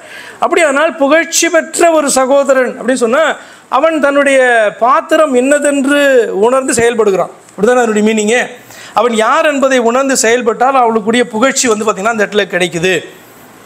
நல்லா வேலை செய்கிறவனை பார்த்து, நல்லா ஊழியம் பண்ணுறவனை பார்த்து நீ என்ன ஊழியம் பண்ணுற அப்படின்னா அவன் டிஸ்டர்ப் ஆவான்ல. கஷ்டப்பட்டு அவன் ஊழியம் பண்ணிட்டு வருவான். ஊழியம் முடிந்த பிறகு நீ என்னத்தை பண்ணியிருக்க, இப்படி பண்ணியிருக்கலாம் அப்படின்னா கஷ்டமாக இருக்குமா இல்லையா? எல்லா விதத்திலையும் பர்ஃபெக்டாக அவன் காணப்பட்டான் என்று சொன்னார். அப்போ பவுல் எந்த இடத்துல ஒருத்தனை வந்து பார்த்திங்கன்னா புகழ வேண்டுமோ அந்த இடத்துல என்ன பண்ணுறாரு? புகழறாரு. அது அவசியமாய் காணப்படுகிறது. 2 கொரிந்தியர் புஸ்தகம் 8ஆம் அதிகாரம் 24ஆம் வசனத்தில் இப்படி வாசிக்கிறோம். ஆதலால் உங்கள் அன்பையும் நாங்கள் உங்களை குறித்து சொன்ன புகழ்ச்சியையும் சபைகளுக்கு முன்பாக அவர்களுக்கு திருஷ்டாந்தப்படுத்துங்கள். இப்போ வந்து ஒரு மனுஷனை அல்ல, ஒரு முழு சபையை. ஏனென்று சொன்னால் பவுல் அப்போஸ்தலன் நிறைய சபைகளை வந்து பார்த்தீங்க அப்படின்னு சொன்னால் நிறுவினவன் மாத்திரம். நிறைய சபைகள்னு அர்த்தம் ஒரே சபை தான். கூட்டி கழிச்சு பார்த்தா நிறைய சபைகள்னு அர்த்தம் நிறைய இடங்களிலே சபைகளை நிறுவினுவேன். அதுக்கு எல்லாத்துக்கும் எல்லா சபைகளிலும் ஒருவரே ஆராதிக்கப்பட்டார், எல்லா சபைகளிலும் ஒருவரே சுவிசேஷமாக அறிவிக்கப்பட்டார், எல்லா சபைகளிலும் ஒருவரையே எண்ணி காத்திருந்தது. அப்போ இதிலெல்லாம் மாற்றம் கிடையாது, உபதேசங்களில் மாற்றம் கிடையாது. கிறிஸ்து சபைகளிலே பிரிந்திருந்தாரா? இல்லை. அப்போ பவுல் அப்போஸ்தலன் சபைகளை நிறுவினான் அப்படின்னு சொன்னால் என்ன அர்த்தம்? சத்தியத்தின்படி ஆங்காங்கே இங்கே இருக்கிறவங்க அங்கே போக முடியாது அப்படின்னா அங்கே ஒரு சபை, அப்படி தானே? அப்போ ஒரு பட்டணங்களின் தோறும் அந்த சபைகள் காணப்பட்டது. அந்த சபைகளுக்கு அந்த பட்டணங்களின் அடிப்படையில் பெயர்களும் காணப்பட்டது. அப்போ இது வந்து பார்த்திங்கன்னா கொரிந்து சபையை குறித்து அவர் சொல்லும்போது அந்த சபையை புகழ்ந்து ஒரு காரியத்தை சொல்கிறார். நாங்கள் உங்களை குறித்து சொன்ன புகழ்ச்சியும் சபைகளுக்கு முன்பாக அவர்களுக்கு திருஷ்டாந்தப்படுத்துங்க. அப்படின்னா உங்களை புகழ்ந்து இருக்கிறோம். ஏனென்று சொன்னால் அது இந்த புகழ்ச்சிக்கு நீங்கள் பாத்திரவான்களாக காணப்படுறீங்க. You should maintain it. நீங்கள் வந்து தேவ பிள்ளைகள் என்று சொல்லப்பட்டால் நீங்கள் வந்து பார்த்தீங்கன்னா தேவனுக்கு பிரியமாய் நடக்கிறீர்கள் என்ற புகழ்ச்சியை பெற்றீர்கள் என்றால் அந்த புகழ்ச்சியிலே நிலைத்திருங்கள், அதை ப்ரூவ் பண்ணுங்க அப்படின்னு சொல்கிறார். திருஷ்டாந்தப்படுத்துங்க, விட்டு நகர்ந்துடாதீங்க. நீங்கள் அதில் விட்டு நீங்கள் விலகினீர்கள் என்று சொன்னால் அந்த புகழ்ச்சியிலே நீங்கள் நிலைத்திருக்க முடியாது. You don't deserve that. அதான் வந்து அவர் சொல்லுகிறதான காரியம். 2 கொரிந்தியர் 9ஆம் அதிகாரம் 3வது வசனத்தில் இப்படி வாசிக்கிறோம். 2 கொரிந்தியர் 9ஆம் அதிகாரம் 3வது வசனம். அப்படி இருந்தும் உங்களை குறித்து நாங்கள் சொன்ன புகழ்ச்சி இந்த காரியத்தில் வீணாய் போகாமல் நான் சொன்னபடி நீங்கள் ஆயத்தப்பட்டவர்களாய் இருப்பதற்கு இந்த சகோதரரை அனுப்பினேன். ஆமாம், அப்படி இருந்தும் உங்களை குறித்து நாங்கள் சொன்ன புகழ்ச்சி இந்த காரியத்தில் வீணா. ஒரு காரியத்தை பார்த்தீங்கன்னா பார்க்கிறார்கள், அந்த காரியத்தின் அடிப்படையில் அவர்கள் புகழப்படுகிறார்கள். அப்படிதானே?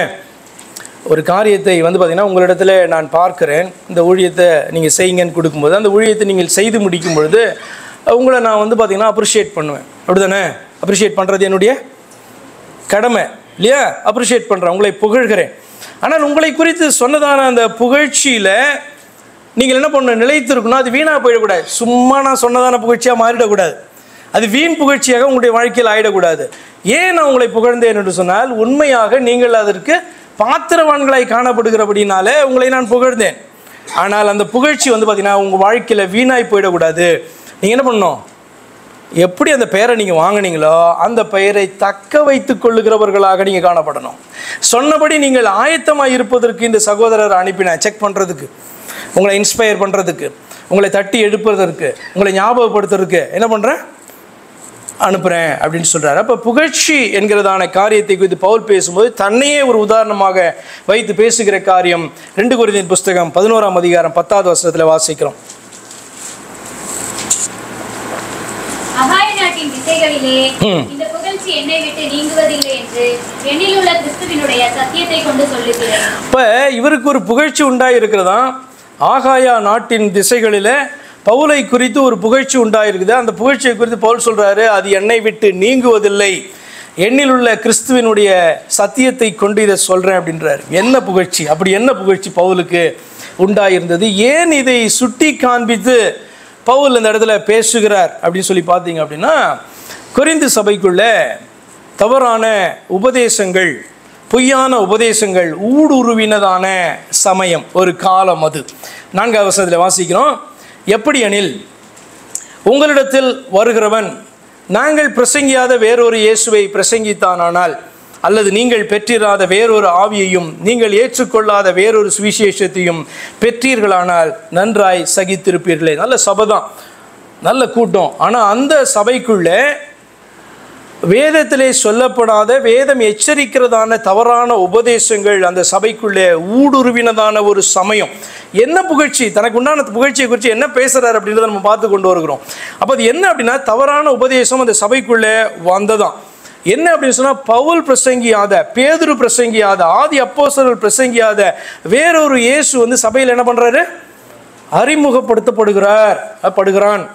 அப்போ மெய்யான இயேசு பார்த்தீங்க அப்படின்னு சொன்னால், ஜனங்களுக்கு இவர் தான் மெய்யான இயேசுவா, இதுதான் மெய்யான இயேசுவா அப்படின்றதான சுச்சுவேஷனுக்கு வருகிறார்கள். பவுல் அவர்களை குறித்து பேசுகிறார், நன்றாய் சகித்திருப்பீர்களே. அந்த ஆவியை பெற்றால் நன்றாக சகித்திருப்பீங்க. இயேசு அல்லாத வேறொன்று இயேசு என்று அறிவிக்கப்பட்டால் நன்றாக சகித்திருப்பீங்க. உங்களுக்கு அறிவிக்கப்பட்டதான சுவிசேஷமே தவறான ஒரு பொய், அதையும் நன்றாய் சகித்திருப்பீர்களே என்று சொல்லி ஆரம்பிக்கிறார். அப்போ தவறான பிரசங்கம் கொரிந்து சபைக்குள்ளே எப்படி ஊடுருவது? நல்ல ஸ்ட்ராங்கான ஒரு சபையாச்சே, நல்ல ஆவிக்குரிய வரங்களை பெற்றதான பெரிய சபையாச்சே. எப்படி இந்த சபைக்குள்ளே தவறான பிரசங்கங்கோ, அதுவும் தவறான இயேசு அல்லாத வேறொன்று இயேசுன்ற பேரில் எப்படி சபைக்குள்ளே வந்துச்சு, யாரால் ஊடுருவது? 11வது அதிகாரம் 13வது வசனத்தில் சொல்கிறாரு, இப்படி கொண்டு வந்தவர்கள் யாராம்? அப்படிப்பட்டவர்கள் கள்ள அப்போஸ்தலர்கள், கபடமுள்ள வேலையாட்கள், கிறிஸ்துவினுடைய அப்போஸ்தலரின் வேஷத்தை தரித்து கொண்டவர்களாய் இருக்கிறார்களே. உண்மையான அப்போஸ்தலர்கள் யார் அப்படின்னா, கிறிஸ்துவாலே அழைக்கப்பட்டு அபிஷேகிக்கப்பட்டவர்கள். அப்போ அந்த உண்மையான அப்போஸ்தலர்களுடைய வேஷத்தை போட்டு கொண்டு இருக்கிறதான அவர்களை குறித்து அவர் பேசுகிறாரு. கள்ள அப்போஸ்தலர்கள், கபடமான உள்ள வேலையாட்கள்னு அர்த்தம். ஊழியர்கள் என்கிற பெயரில், கிறிஸ்துவின் ஊழியர்கள் என்கிற பெயரில் காணப்படுகிறவர்கள். அப்போ இவர்களால் கொரிந்து சபைக்குள்ள இப்படிப்பட்டதான தவறான பிரசங்கம் வந்தது என்று சொல்லி பார்த்தீங்கன்னா அவர் சுட்டி காண்கிறார். இவர்கள் கொண்டு வந்தாங்க, வேஷத்தை போட்டு கொண்டு வந்துட்டாங்க. ஊழியக்காரன் சொன்னாலே ஜனங்க ஏமாந்துருவாங்கல்ல. ஊழியக்காரன் நல்ல பாசிட்டிவ், பயங்கர அற்புதங்களை செய்கிறதான, தேவனாலே பயன்படுத்துகிறதான ஒருத்தர் அப்படின்னா என்ன பண்ணுவாங்க, செக் பண்ணி கூட பார்க்க மாட்டாங்க. என்ன உபதேசம் அவர்கிட்ட வருது, அவருடைய வாயிலிருந்து என்ன காரியம் வருது, சுய பிரசங்கமா அல்லது தேவனை குறித்ததான காரியங்களா, சுய மகிமையை தேடுறாரா அல்லது தன்னை அனுப்பினவருடைய மகிமையை தேடுறாரான்னு செக் பண்ணி பார்க்குறவங்க எத்தனை பேர் நீங்கள் பார்த்துருக்கீங்களா? பார்த்துருக்கீங்களா? Very good. அப்போ நான் ஊழியக்காரன், இத்தனை பேர் என்னை ஃபாலோ பண்ணுறாங்க அப்படின்ட்டு ஒருத்தன் வந்து நின்னா அல்லது அவனை பார்த்தால் என்ன பண்ணுறாங்க ஜனங்க அப்படின்னு சொன்னால், அவர் வாயிலேருந்து வருகிறதான கர்த்தருடைய வார்த்தையா என்று சொல்லி பரிசோதித்து பார்க்கிறதான நிலையில் ஏன் இல்லை? பைபிள் எடுத்து வாசிக்கிறது கிடையாது. பைபிளை வந்து பார்த்திங்கன்னா இப்படியாக இருக்கிறதுன்னு கற்றுக் கொடுத்தாலும் அதுக்கு செவி கொடுக்கறது கிடையாது. Not serious about the word of God. அப்படி இருக்கும்போது வந்து பார்த்திங்கன்னா எளிதாக ஜனங்கள் விழ முடியும் அல்லவா? அந்த காரியத்தை தான் அவர் சுட்டி காண்பிக்கிறார். இவர்கள் வேறு என்னோ வேஷமெல்லாம் போட்டு வரல, அப்போஸ்தலன்ற வேஷத்தில் வராங்க, வேலையாட்கள் ஊழியர்கள் என்கிறதான வேஷத்தில் வராங்க. அது என்ன? கிறிஸ்துவின் அப்போஸ்தலர்கள், கிறிஸ்துவின் ஊழியர்கள் என்கிறதான வேஷத்தை தரித்து கொண்டு இவர்கள் கிறிஸ்துவல்லாத வேறொன்றை என்ன பண்ணுறாங்க? கொரிந்து சபைக்குள்ளே கொண்டு வந்துட்டாங்க. அப்படிப்பட்டதான காலத்தில் பார்த்திங்கன்னா பவுல் எப்படி இதை டீல் பண்ணுறாரு? பவுல் இந்த தவறான பிரசங்கத்தை உபதேசத்தை எதிர்த்து நின்று கொரிந்து சபையாகிய மந்தையை கிறிஸ்துவுக்குள் காத்தார். அதுதான் பாயிண்ட் அவுட் பண்ணி என்ன பண்ணுறாரு பவுல், இது எனக்கு மேன்மை அப்படின்ட்டு சொல்கிறார். இதில் மேன்மை பாராட்டுறதுக்கு என்ன இருக்குன்னு நீங்கள் கேட்டிங்கன்னா, ஒரு கிறிஸ்தவன் வந்து எதை குறித்து பெருமை பாராட்டலாம்னு நீங்கள் நினைக்கிறீங்க? பெருமைனே தப்பு இல்லை, பிசாசு தான் பெருமை பாராட்டும், அப்படி தானே? கிறிஸ்தவன் வந்து ஏதாவது காரியத்துக்கு மேன்மை பாராட்டலாமான்னு நீங்கள் வேதத்தில் தேடி தேடி வாசிச்சிங்கன்னா ஒரு காரியத்தை நீங்கள் வாசிப்பீங்க. பழைய ஏற்பாடாக இருந்தாலும் சரி, புதிய ஏற்பாடாக இருந்தாலும் சரி. என்ன? What is that? கிறிஸ்தவன் பெருமை பாராட்டுவது, பெருமைனா என்ன? மேன்மை. மேன்மை பாராட்டுவது எதற்காக மேன்மை பாராட்டலாம் அப்படின்னு சொன்னால், Old Testament and New Testament tell one thing, certain thing. என்னது? கர்த்தர் யார் என்று அறிந்து உணர்ந்திருப்பதை குறித்தே அவன் என்ன பண்ணலாம்? மேன்மை பாராட்டலாம். எனக்கு இயேசு கிறிஸ்துவ தெரியும், நான் என்னை நல்லா அவரை புரிஞ்சு வச்சிருக்கிறேன். அடுத்த கேள்வி வரும்ல, வேறொரு இயேசு கொரிந்து சபைக்குள்ளே வந்துட்டானே, அப்போ இன்றைய கிறிஸ்தவ சபைக்குள்ளே வேறொரு இயேசு, வேறொரு ஆவி வரலையா? நீ அறிந்திருக்கிறது அந்த வேறொரு இயேசுவா அல்லது மெய்யான தேவனாகிய இயேசுவா, ஒரே தேவனாகிய இயேசுவா? கேள்வி வருதா இல்லையா? இப்போ உதாரணத்துக்கு நான் வாசிக்கிறேன் பாருங்கள். எரேமியாவில் 9வது அதிகாரத்தில் எப்படி வாசிக்கிறோம்? மேன்மை பாராட்டுகிறவன் பூமியிலே கிருபையையும் நியாயத்தையும் நீதியையும் செய்கிற கர்த்தர் நான் என்று என்னை அறிந்து உணர்ந்திருக்கிறதை குறித்தே மேன்மை பாராட்ட கடவன் என்று கர்த்தர் சொல்லுகிறார். இவைகளின் மேல் பிரியமாக இருக்கிறேன் அப்படின்ட்டு என்ன பண்ணுறாரு? பழைய ஏற்பாட்டில் பேசுகிறார். புதிய ஏற்பாட்டுக்குள்ளார நீங்கள் வரும்பொழுதும் இதே காரியம் தான் சொல்லப்பட்டிருக்கு. பவுல் என்ன சொல்கிறாருன்னா, பிலிப்பியர் 3:8, அது மாத்திரமல்ல, என் கர்த்தராகிய கிறிஸ்து இயேசுவை அறிகிற அறிவின் மேன்மைக்காக எல்லாவற்றையும் நஷ்டம் என்று நான் தள்ளினேன், எண்ணினேன் என்று சொல்லுகிறார். 2 கொரிந்தியர் 10:17 வாசிக்கிறோம். மேன்மை பாராட்டுகிறவன் கர்த்தரை குறித்தே மேன்மை பாராட்ட கடவன். இன்னொரு இடத்துல சொல்லப்பட்டிருக்கு, கர்த்தருடைய நாமம் இன்னதென்று அறிந்திருக்கிறதை குறித்தே மேன்மை பாராட்ட கடவன். உங்களுக்கும் எனக்கும் மேன்மை பாராட்டணும், பெருமையான காரியம்னா என்ன தெரியுமா? நான் என் கர்த்தராகிய இயேசு கிறிஸ்துவை இன்னார் என்று அறிந்திருக்கிறேன், உணர்ந்திருக்கிறேன் என்கிறதை குறித்து ஒரு கிறிஸ்தவன் மேன்மை பாராட்டலை மொழிய, என்னை இப்படி ஆண்டவர் ஆசீர்வதிச்சிட்டார், அப்படி உயர்த்திட்டாரு, நான் பிரசங்கம் பண்ண இத்தனை பேர் கேட்குறாங்க, டொப்பு டொப்புன்னு விடுறாங்க, இதுக்கெல்லாம் மேன்மை பாராட்ட சொல்லி வேதம், திரும்பவும் சொல்கிறேன், வேதம் அப்படி சொல்லவே இல்லை. சரி, தொடர்ந்து பார்க்கலாம். பவுல் இந்த தவறான உபதேசத்தை எதிர்த்து நின்று கொரிந்து சபையாகிய மந்தைய கிறிஸ்துவுக்குள்ளே அவர் காத்தார், அதை சுட்டி காண்பித்து அது எனக்கு மேன்மை அப்படின்னு சொல்கிறார். 2 கொரிந்தியர் புஸ்தகம் 11ஆம் அதிகாரத்தில் அந்த 7வது வசனத்தை வாசிக்கலாம். நீங்கள் உயர்த்தப்படும்படி நான் என்னைத்தானே தாழ்த்தி என்னென்னலாம் செஞ்சாராம், இதெல்லாம் வந்து அவர் சொல்லி காமிக்கிறார். நீங்கள் எல்லாம் படித்து முடித்த பிறகு உங்களுக்கு தோணும், பவுல் வந்து இதெல்லாம் சொல்லி காமிக்கணுமா? சில நேரத்தில் சொல்லி காமிக்கலாம், ஜனங்களுக்கு தெரியவே தெரியாது. இவர் தான் இந்த காரியத்தை செய்தார், இவர் தான் நமக்கு கற்றுக் கொடுத்தாரு, இவரால் தான் கர்த்தருடைய வார்த்தை நம்மை நோக்கி கடந்து வந்தது என்பது கூட தெரியாத ஒரு சூழ்நிலையில் காணப்படுகிற ரொம்ப குட்டி பிள்ளைங்களைப் போல எது வளர்ந்ததாய் நினைத்து கொண்டிருக்க கொரிந்து சபை காணப்பட்ட போது சில காரியங்களை அவர்களுக்கு சொல்ல வேண்டியது இருக்கு. நீங்கள் உயர்த்தப்படும்படிக்கு அப்படின்னு என்ன அர்த்தம்? நீங்கள் இந்த குழியிலிருந்து எழும்பும்படிக்கு, நீங்கள் அந்தகாரத்திலிருந்து வெளியே வரும்படிக்கு, வெளிச்சத்தை காணும்படிக்கு, தெய்வத்தை அறியாதிருந்து நீங்கள் தெய்வத்தை அறிந்து கொள்ளும்படிக்கு, அதான் உயர்த்தப்படும்படிக்குன்னா ரட்சிக்கப்படும்படிக்கு நான் என்னைத்தானே தாழ்த்தி, தேவனுடைய சுவிசேஷத்தை இலவசமாக பைசா வாங்கிட்டு உங்கள்கிட்ட ஏதோ ஒரு காரியத்தை எதிர்பார்த்து சத்தியத்தை என்ன பண்ணல, கொண்டு வரல. உங்களுக்கு சுவிசேஷத்தை சொல்கிறதற்கு, சத்தியத்தை உங்களுக்குள்ளே கொண்டு வருவதற்கு நான் என்னை தாழ்த்த வேண்டியது. ஒரு ஊழியக்காரன் தன்னை தாழ்த்தாதபடிக்கு சத்தியத்தை என்ன பண்ண முடியாது, அறிவிக்கவே முடியாது. ஏன் அப்படின்னு சொன்னால், இப்போ நீங்கள் நீங்கள் வந்து உங்களுக்கெல்லாம் இந்த அனுபவம் இருக்கும். நீங்கள் போயிட்டு நீங்கள் சபைக்கு வாங்க அப்படின்னு நீங்கள் ஒருத்தவங்களை கூப்பிட்டீங்க அப்படின்னா அவங்களுடைய மனநிலையும் அவங்க சொல்கிறதான பதிலும் அவங்களுடைய பாடி லாங்குவேஜும் அதுக்கப்புறம் அவங்க செயல்படுற விதம் பார்த்தீங்கன்னா உங்களுக்கு ரொம்ப வித்தியாசமாக இருக்குது. அதில் ஒரு காரியத்தை நீங்கள் பார்ப்பீங்க, அவங்க வந்து பார்த்திங்கன்னா உங்களுக்காக வர்ற மாதிரி என்ன பண்ணுவாங்க, அவங்களுடைய பேச்சும் சரி, அவங்க நடவடிக்கையும் சரி, உங்களை பார்த்தா தப்பி ஓடுறதும் சரி, இல்லை உங்கள் கையை பிடிச்சி கூட வந்தாலும் சரி, அதில் என்ன காணப்படும் அதிகமாக நீங்கள் பார்க்கலான்னா, உங்களுக்காக இவர் வந்து கூப்பிட்டார், அதனால இவர் நம்முடைய ஆள், இவர் நம்முடைய ஊர், எப்போ பார்த்தாலும் டிஸ்டர்ப் பண்ணுறார். அதில் கடைசியில் என்ன அடங்கியிருக்குன்னா, உங்களுக்காக சபைக்கு வருகிறது, உங்களுக்காக கர்த்தரை தேடுவது. நீங்கள் போய் அவரை சொல்கிறது உங்களுக்காக கிடையாது, அவங்களுடைய ஆத்துமாவுக்காக. அவங்களுடைய ஆத்துமா ஆண்டவரை அறிந்து கொள்ள வேண்டும் என்று சொல்லி, ரட்சிக்கப்பட வேண்டும் என்று சொல்லி, ஆக்கினைக்குள்ளாக போகக்கூடாது என்று சொல்லி, சபைக்கு வந்தால் உபதேசத்தை கற்றுக்கொண்டு அதில் நிலைத்திருக்கலாம் என்கிறதான காரணத்துக்கு தானே அளிக்கிறீங்க. அப்படியா? அந்த ரீசன் தானே அனுப்புறீங்க. ஆனால் நீங்கள் உங்களை தாழ்த்தாதபடி நீங்கள் ஒருவரையும் சபைக்கு கூப்பிடவே முடியாது. ஏனென்று சொன்னால் அவர்கள் பேசுகிற விதமும் அவர்கள் நடந்து கொள்ளுகிற விதமும் உங்களுக்காக தான் என்னமோ அவங்க செய்கிறதை போல அவங்க செய்வாங்க. கடைசியில் அவங்க மறந்துடுறாங்க. என்ன மறந்துடுறாங்க? நம்முடைய ஆத்துமாவுக்காக அழைக்கப்படுகிறோம், ஆண்டவர் என்னை அனுப்பியிருக்க தூதனை கொண்டு என்னோடு கூட பேசுவதற்கு அனுப்பியிருக்கிறார் அப்படின்ட்டு உணர்ந்து சபைக்கு வந்த பேர் எத்தனை பேர்? சில சாட்சிகள் நான் கேட்டிருக்கேன், ரொம்ப ரேர். அப்படி தானே?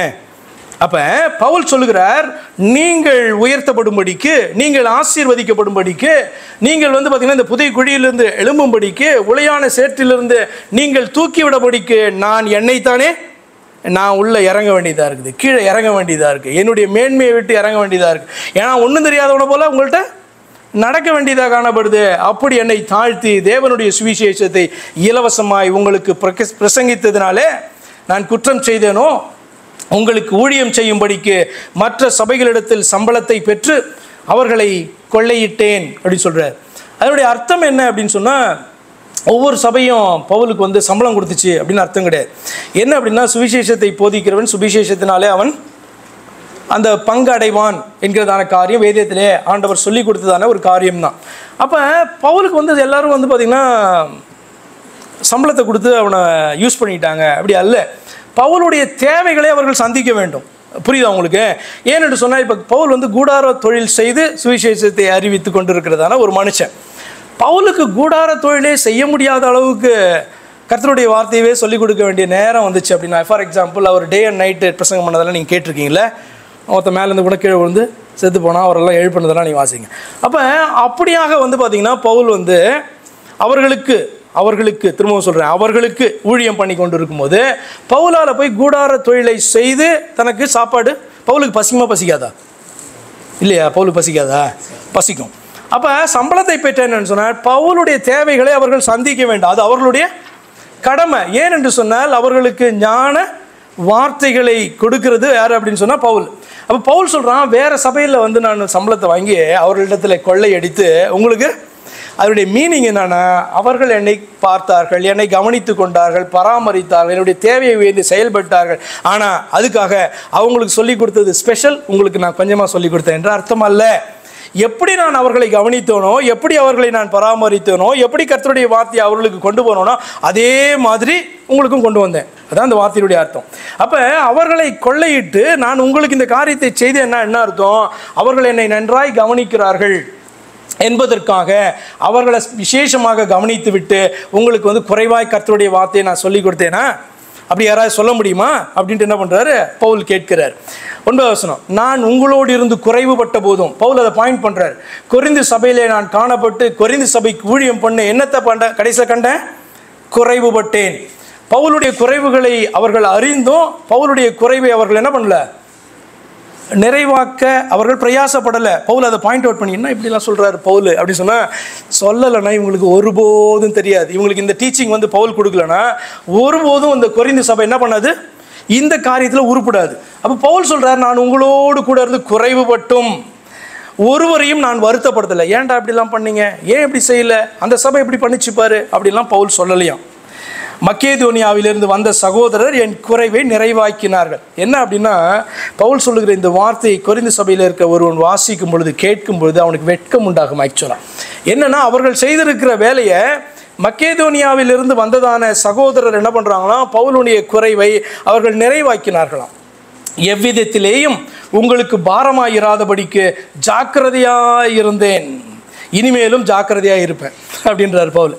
அப்போ இதெல்லாம் சொல்லி உங்களிடத்தில் நான் பணத்தை வாங்குவதற்கோ என்னுடைய தேவைகளை சந்திப்பதற்காகவோ இதை சொல்லலை, உங்களுக்கு கொஞ்சம் புத்தி வரணும், அறிவு வரணும் என்பதற்காக சொல்லுகிறேன் என்று சொல்லி அதை சுட்டி காண்பிக்கிறார். 10வது வசனம் பாருங்க. ஆகாயா நாட்டின் திசைகளிலே இந்த புகழ்ச்சி என்னை விட்டு நீங்குவதில்லை என்று. இந்த புகழ்ச்சி தான் என்ன அப்படின்னா, கர்த்தருடைய வார்த்தையை பணத்திற்காக விற்காததான ஒரு மனுஷன் என்கிற புகழ்ச்சி. இதெல்லாம் ஜனங்களிடத்தில் எதிர்பார்த்து இந்த சத்தியத்தை நான் உங்களிடத்தில் கொண்டு வந்து உங்களை ரட்சிப்புக்குள்ளே நடத்துவேன் என்கிறதான எண்ணம் பவுலுக்குள்ளே காணப்பட்டது என்றால், இந்த நிருபங்கள் எல்லா சபைகளுக்கும் என்ன பண்ணிருக்காது, எழுதப்பட்டிருக்காது. இதுக்குள்ளேயும் வந்திருக்காது. அதே மாதிரி எழுதிட்டு சொல்றாரு, நீ இதை வாசித்த பின்பு நீ இந்த சபைக்கு இதை அனுப்பணும் அப்படி சொல்றாரு. அப்படியானா எல்லா சபையும் ஒரே விதமாய் நேசிக்கிறார். ஆனால் ஒரு சபையார் என்ன பண்றாங்க, தங்களுடைய எப்படி பவுலை கவனிக்க வேண்டும் என்பதை உணர்ந்து அவர்கள் செயல்படுறாங்க. பவுலுடைய குறையை என்னன்னு ரொம்ப சிம்பிள், பவுலுக்கு பசியாக இருந்தால் சாப்பாடு போடுறாங்க. அந்த காலத்தில் வந்து பார்த்திங்கன்னா பயங்கரமாக பணத்தை கொடுத்து இப்படியெல்லாம் அப்படியெல்லாம் கிடையாது. என்ன அப்படின்னு சொன்னால், அவர்களுக்கு இருக்கிறதுக்கான இடமும் அவர்களுக்கு சாப்பாடும் கொடுக்கணும். யாருன்னா அவர் உனக்கு வேலை ஊழியம் பண்ணிட்டு இருக்கிறார், அவருக்கு வேலை இருந்தால் பரவாயில்ல, ஒரு வேலையும் கிடையாது, வேலை செய்யறதுக்கு விடுறதும் கிடையாது. ஏன் அப்படின்னா, அப்படி என்ன பண்ணுற, நீ அவரை பயன்படுத்துகிற, ஆனால் நீ என்ன செய்து கொண்டு இருக்கிறாய் என்கிறதான உணர்வு உனக்கு இல்லாத போது அந்த மனுஷன் என்ன பண்ணுறார், இதெல்லாம் சுட்டி காண்பித்து பேசுகிறார். அது இப்போ இது வாசிக்கும் போது அவர்களுக்கு பயங்கர வெட்கம் உண்டாகும். ஆனால் அவர் சொல்கிறாரு, ஆகாய நாட்டிலே திசைகளிலே இந்த புகழ்ச்சி என்னை விட்டு நீங்குவதில்லை என்று எண்ணிலுள்ள கிறிஸ்துவனுடைய சத்தியத்தை கொண்டு சொல்லுகிறேன். இப்படி சொல்ல வேண்டியது என்ன, நான் உங்களை சிநேகியாதனாலே தேவன் அறிவார், நான் உங்களை சிநேகிக்கிறபடினால்தான் இதை சொல்கிறேன், உங்களுடைய குறைகளை சுட்டி காண்பிக்கிறேன், தேவனுக்கு தெரியும் அப்படின்றார். மேலும் எங்களை விரோதிக்க சமயம் தேடுகிறவர்களுக்கு சமயம் கிடையாதபடிக்கு, விரோதிக்கிறவர்கள்னா யார், தவறான உபதேசத்தை இந்த அப்போஸ்தலர்களை மீறி, இந்த அப்போஸ்தலர்கள் என்கிறதான பெயரிலே வந்த கள்ள அப்போஸ்தலர்களும் கபடமுள்ள வேலையாட்களும் என்ன பண்ணாங்க, இவர்களை விரோதிக்கிறார்கள். விரோதித்து இவர்கள் கர்த்தருக்குள்ளே நடத்தினதான அந்த மந்தையை என்ன பண்ணுறாங்க, தவறான போதனைகளை கொண்டு வந்து எதை போல பட்சிக்கிறார்கள். 1ஆம் தேதி பார்த்துமே, ஆடுகளை எதை போல பட்சிக்கிறாங்க, ஆடுகளினுடைய தோலை போர்த்தி கொண்டு வந்து ஓநாய்களை போல பட்சிக்கிறாங்க. அவங்களுக்கு ஒரு காரியத்தை சொல்றார், எங்களை விரோதிக்க சமயம் தேடுகிறவர்களுக்கு சமயம் கிடையாதபடி தங்களை குறித்து மேன்மை பாராட்டுகிற காரியத்தில், அவங்க வந்து பார்த்தீங்கன்னா தங்களையே மேன்மை பாராட்டி கொண்டு இருக்கிறாங்களாம். ஆனால் எதுலையே மேன்மை பாராட்டுன்னு சொல்கிறாரு, அவர்கள் எங்களைப் போல காணப்படும்படிக்கு நான் செய்வதையே இன்னும் செய்வேன், நான் என்ன செஞ்சனோ அதை திரும்ப திரும்ப திரும்ப கொரிந்து சபைக்கு நான் செய்வேன்.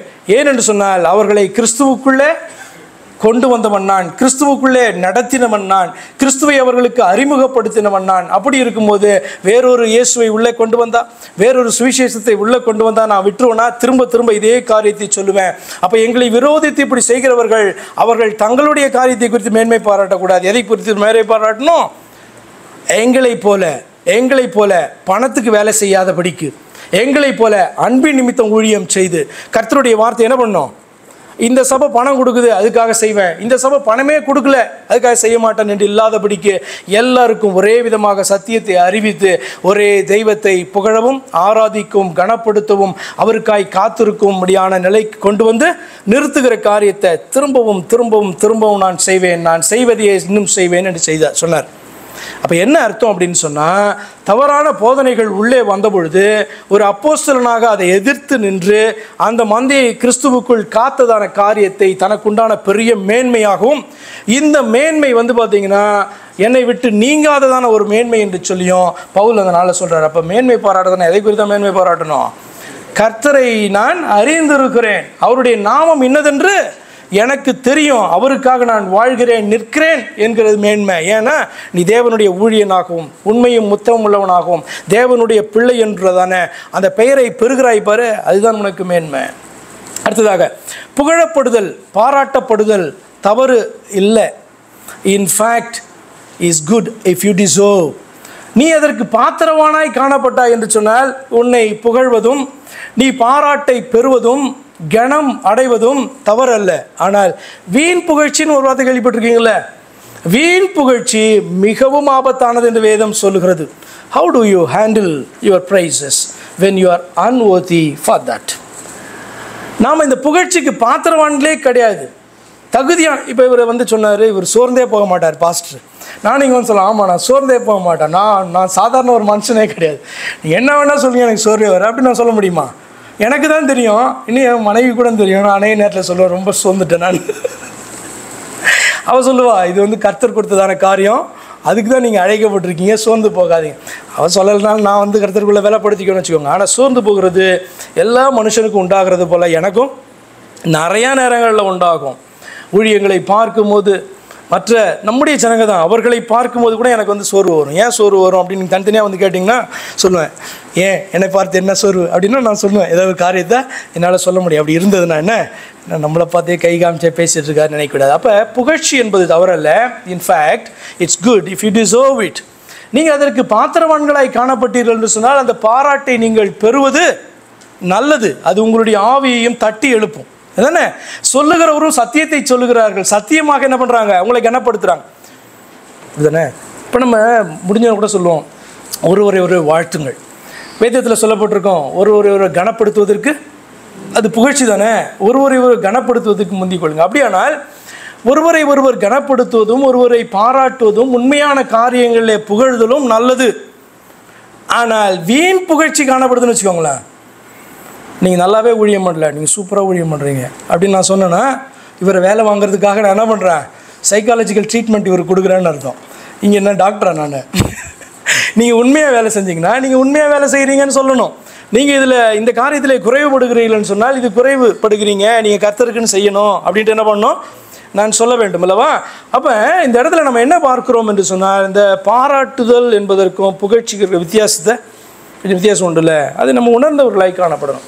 வீண் புகழ்ச்சி என்பது மிகவும் ஆபத்தானது. உண்மையான புகழ்ச்சியாக இருந்தால் கூட உங்களை நோக்கி நிறைய வரும்போது, இஃப் இட்ஸ் ஃப்ளட்டட், அதை நீங்கள் எப்படி ஹேண்டில் பண்ணுறீங்க? இப்போ என்ன ரொம்ப புகழும்போது நம்மளை புகழும்போது எப்படி இருக்கும்? இப்போ இந்த சின்ன பிள்ளைங்களை கேட்குறேன், உங்களெல்லாம் புகழ்ந்தால் எப்படி இருக்கும்? உங்களுக்கு எப்படிடா இருக்கும்? உன்னை புகழ்ந்தால் நல்லா இருக்குமா? உன்ன மாதிரி படிக்கிற யாருமே இல்லை, எவ்வளோ நல்லா, இவன் எவ்வளோ அழகாக ஃபுட்பால் சூப்பராக அடிக்கிறான், சிஸ்டர் கிக்லாம் அப்படியே பேக்லேயே அடிக்கிறான் அப்படின்னு 4 தடவை சொன்னால் எப்படி இருக்கும் உனக்கு? பிடிக்காதா? நீங்கள் கரெக்டாக அடிக்கிறடா சொன்னால் எப்படி இருக்கும்? சந்தோஷமாக இருக்குமா இல்லையா? உண்மையை வந்து சொன்னீங்க அப்படின்னு சொன்னால், பாராட்டினீர்கள் என்று சொன்னால் சந்தோஷம். ஆனால் நீ வந்து செய்யாதவே ஒன்றுமே நீ நெக்ஸ்ட்டு ரொனால்டோவே நீ தான் அப்படி சொன்னால் எப்படி இருக்கும்? நெக்ஸ்ட்டு மர்சியே நீ தான் அப்படின்னு சொன்னால் எப்படி இருக்கும்? பாராட்டுறதுக்காக என்கரேஜ் பண்ணுறதுக்கு கோச் சொல்லலாம். ஆனால் உண்மையை எல்லாருமே சேர்ந்து இதே காரியத்தை சொல்லிகிட்டே இருந்தால் அது ஆபத்து தானே. ஒருத்தன் குதிரையை கூப்பிட்டு போகிறவன்ட்ட வேணும்னே வந்து பார்த்தீங்கன்னா சைக்காலஜிக்கலாக பேசுறது, நீ கழுதியை கூப்பிட்டு போகிற, அங்கே பார்த்தோம்னா ஒருத்தன் பார்த்து ஏன் கழுதியை பிடிச்சிட்டு வர, அந்த பக்கம் போனோன்னே இன்னொருத்தன் என்ன பண்ணுறான், 1 கிலோமீட்டர் போனால் ஏன் கழுதியை பிடிச்சிட்டு வர அப்படின்னு கேட்டால், இவன் கடைசியில் நம்ம கூட கூப்பிட்டு வர குதிரையை கழுதுன்னு நினச்சிட்டான். கேள்விப்பட்டிருக்கீங்கள்ல? அப்போ அது என்னது, அது சைக்காலஜிக்கலாக வந்து பார்த்திங்கன்னா அவனுடைய மனதில் வந்து பார்த்திங்கன்னா தவறான ஒன்றை விதைக்கிறதான காரியம். அப்போ உண்மையை பேசணும்ல. அப்போ நம்ம என்ன மற்ற இவர்களை சில்ட்ரனை வந்து நடத்துகிறதான மற்ற டீச்சர்ஸை போல அல்ல. வேதம் எப்படி பேசும்? யதார்த்தத்தை பேசும். உண்மைனா உண்மைன்னு பேசும், பொய்னா பொய்ன்னு பேசும். அப்போ தானே வந்து சரி செய்து கொள்ள முடியும். அப்போ புகழும்போது அது வந்து பார்த்திங்கன்னா நமக்கு சந்தோஷத்தை கொடுக்கும் என்பதில் நிச்சயமான சந்தேகம் கிடையாது. ஆனால் அந்த புகழ்ச்சியில் வீண் புகழ்ச்சி காணப்பட்டால் அது எவ்வளவு ஆபத்து என்பது நமக்கு தெரியணும். கலாத்தியர் 5:26 இப்படி வாசிக்கிறோம். கலாத்தியர் 5 வீண் புகழ்ச்சியை விரும்பாமலும் அப்படி சொல்லலை. என்ன சொல்லுது?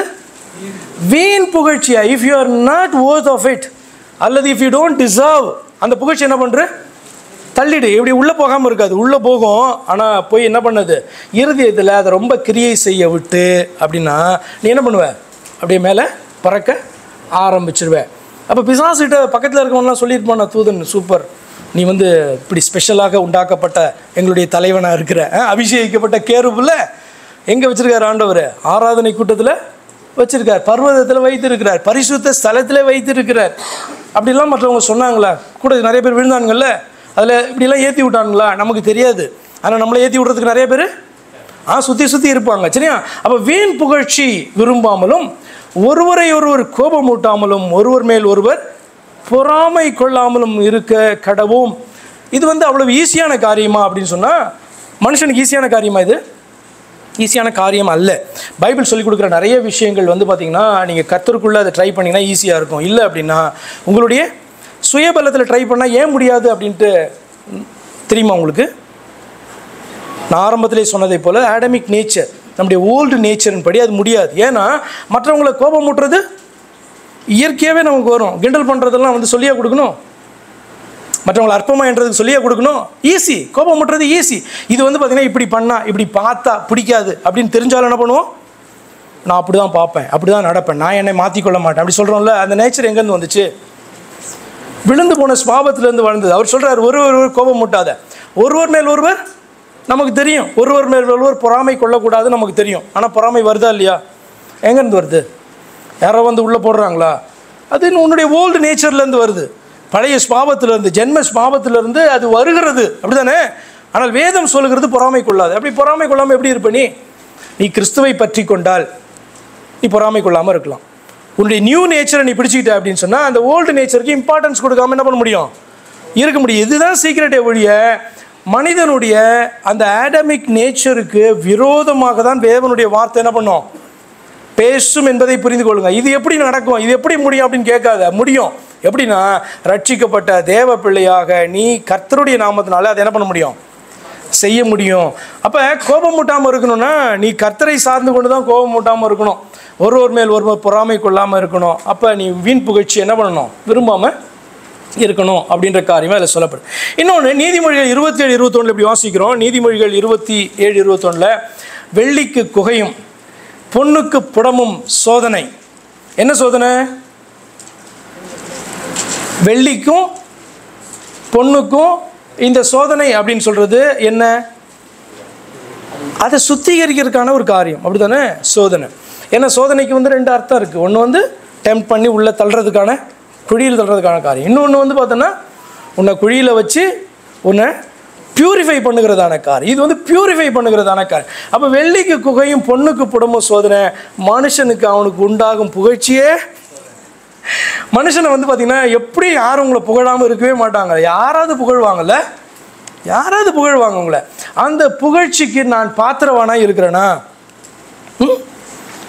இப்போ கணவன் மனைவியை பார்த்து உன்ன மாதிரி மனைவி உலகத்திலேயே கிடையாது அப்படின்னு சொன்னாலும், மனைவி கணவனை பார்த்து நீங்கள் ஒரு நல்ல ஹஸ்பண்ட்னு சொன்னாலும், பிள்ளைகள் அப்பாவை பார்த்து சூப்பர் டேடி, உலகத்தில் இப்படிப்பட்ட டேடியே கிடையாது அப்படின்னு சொன்னாலும், அது உண்மையாக உங்களுக்கு கொடுக்கப்படுகிற புகழ்ச்சி. நீங்கள் என்ன பண்ணணும்? அதுக்கு பாத்திரவானா மாறிடணும். உண்மையான மனைவியாய், உண்மையான கணவனா, உண்மையான ஒரு நல்ல தகப்பனா எப்படி இருக்கணும்னு வேதம் சொல்லுதோ அப்படி நீங்கள் நடந்து கொள்ள பாருங்கள். அப்போ புகழ்ச்சி உங்களுக்கு வரும். உங்களுக்கு அது என்னது? டெஸ்ட்டு. நீங்கள் வந்து பார்த்தீங்க அப்படின்னு சொன்னால் இந்த புகழ்ச்சி இப்படி காதில் வாங்கிட்டு நீங்கள் பொல்லாத மனுஷனாகவே நான் தொடர்ந்து நடப்பேன் என்று சொன்னார், அந்த புகழ்ச்சியை உங்களுக்கு சோதனையாக வந்துடும் என்று போற்றப்பட்டிருக்கு. சரி, லூக்கா 6ஆம் அதிகாரத்தில்